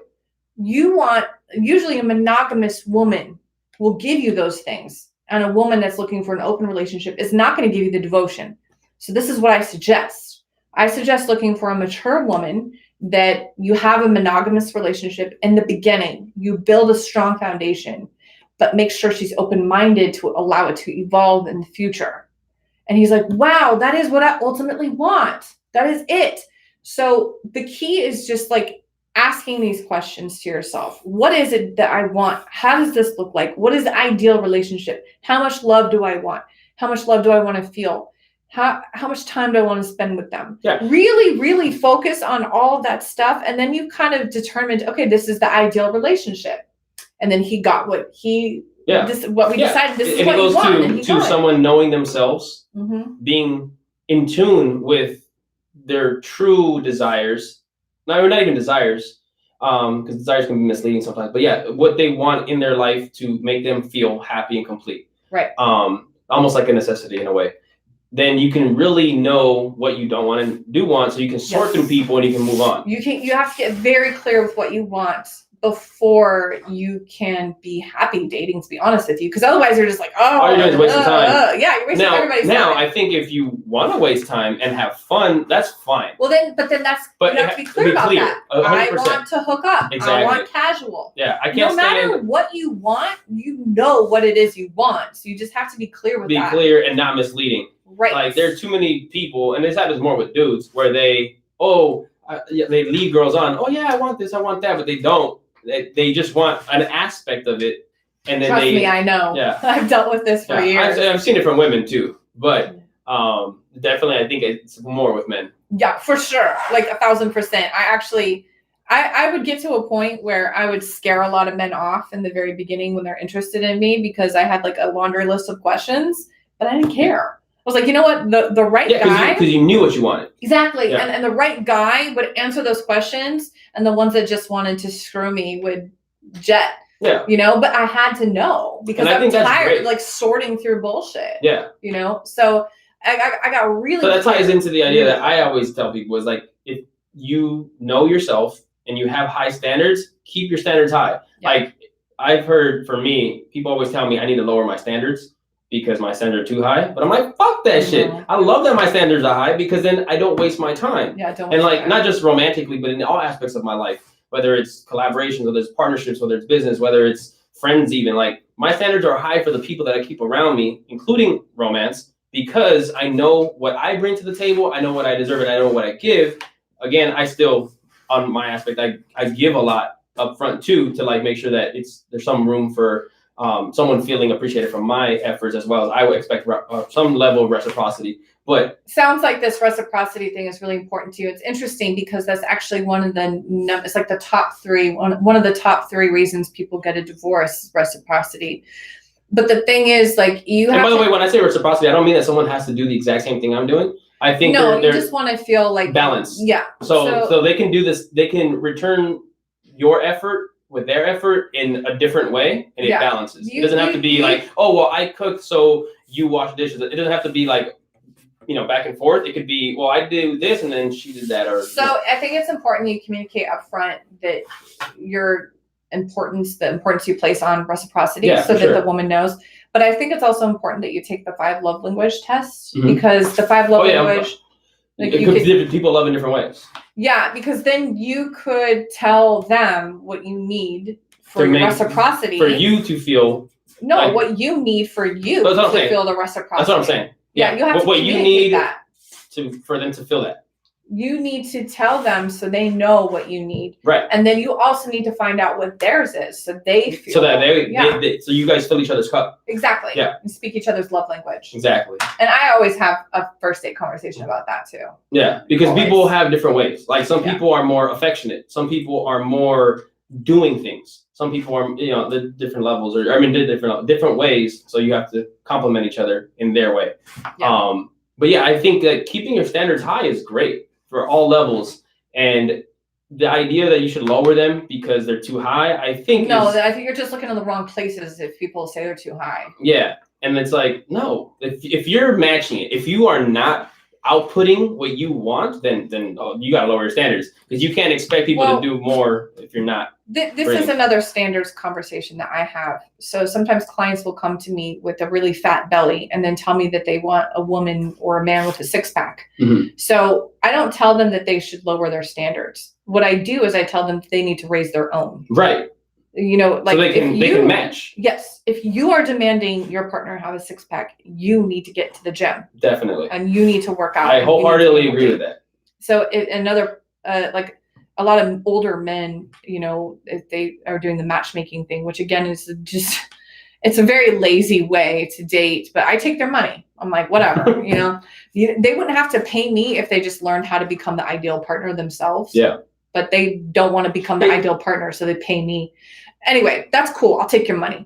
But I always have to explain to these older men, they're like 60 years old. And they're like, yeah, I want a 29-year-old woman. I'm like, then you gotta get 29, bro. No, I'm just kidding. Yeah, I'm like, no. Honestly, if you're gonna have a 29-year-old woman, then she's only gonna be interested in your money. Mm-hmm. That's it. Yeah. But sometimes they still don't care. It's almost like they want that arm candy or something. Yeah, Oh my gosh, like a trophy wife. They're never gonna be fulfilled. Oh no. They could run out of money, and then they'll be like 90 on a respirator, and no one will give a fuck because they didn't put in the effort. So I've just learned a lot being a dating coach and love mentor. And what it all comes down to is, yes, there is self-love, and that's number one. That's the first step. I think a lot of people get stuck on that step because the next step is learning how to love other people. Mm-hmm. So once you get really good at self-love, then sometimes you naturally just become really good at loving other people and being good in relationships in general. But don't just stay stuck in the self-love, evolve, just keep evolving. Yeah. Cause even self-love, as important as it is for humans to have that, like, I think that's fundamentally the biggest thing to create personal happiness it's the foundation. It's the foundation 100%. Mm-hmm. You still can't just focus only on that because then there's still a level of selfishness there. If it's just like, oh, I love me, so me. Well, that's not self-love then. No, that's what I'm saying. That's what I'm saying. Like people misconstrue it sometimes, or they think, oh, it's all about me. That's how self-love is. Like, no. Self-love is like loving yourself, but at the same time being able to spread love. Yeah, loving yourself when it's in its natural form mm-hmm. just naturally overflows to other people. Yeah. You just have a lot of love to give. Definitely. I agree with that. Yeah. Is that a good note to end on? It's a great note to love. Yeah, love. Got a lot of love to give. I love love. I love love too. Yeah, it's pretty awesome. Love is the most amazing thing on the planet. Like I feel like whenever I experience love, it's like, this is why I chose to be here on planet Earth. Like this is it. It's the best feeling. There's just nothing that compares. And if you haven't felt that, then you will hopefully eventually. All you have to do is just keep working on yourself. Look in different places, and hopefully one day. And don't be afraid to show love to people. Like a lot of people kind of get like weirded out sometimes, or they get self-conscious about spreading love. But like, I actually get happiest when I make other people feel good. Like spreading love and making other people like it's awesome. It's a good mindset to have. Yeah. Like even like with dudes and stuff like that, a lot of times they feel like they can't compliment other dudes. Like if I see some dude with some fresh ass kicks, I'm like, yo man, those shoes are fire, son. Like, that love language is called words of affirmation. Yeah, when I perform, when I get off stage and I see another person perform, or if they perform before me or whatever, like, yo, man, you killed that shit. Good stuff, man. Like, just making good energy. Words of affirmation. I'm all about that. That's one of my number one love languages. Sick. So, Chelsea, where can people find you at? So, on YouTube, I'm Chelsea Love Mentor or the Crypto Goddess. And on Instagram, my main personal account is the Chelsea Penner, or it's the Love Mentor. If you want to specifically talk about this love stuff that we're talking about, I'm also the Crypto Goddess. And yeah, thanks so much for listening. I'm happy to help people if you want to learn more about this love topic and this love mystery a lot of us have, especially if you've lived in LA all your life. It's very much a mystery for people who have lived here all their life, but I'm happy to help. I'm happy to help and spread the love. Bang. Yeah. So there you guys have it, guys. Chelsea Penner. Appreciate your time. Thank you for coming through. Thank you so much for having me. Great. You're It was awesome. I'm definitely looking forward to put you on another episode maybe later this year, and we could talk about some of the other topics that we're both interested in as well. Yeah. So I think this one was very focused more on relationships, which is awesome because it's always a great conversation piece. Always. And I think there's always something for people to learn, even especially at points when we both have something to contribute or even have varying opinions. Like some people can learn from some aspects of it. So right. Yeah, I think that's a great thing is even if you disagree with someone, having a good conversation. Great. It's all love. It's all love. All right, guys. Catch you guys on the next one. Peace. Sick. That was fun. I can't believe that much time went by. Like we did like about 2 hours and 15 minutes, I believe, on this, which is insane.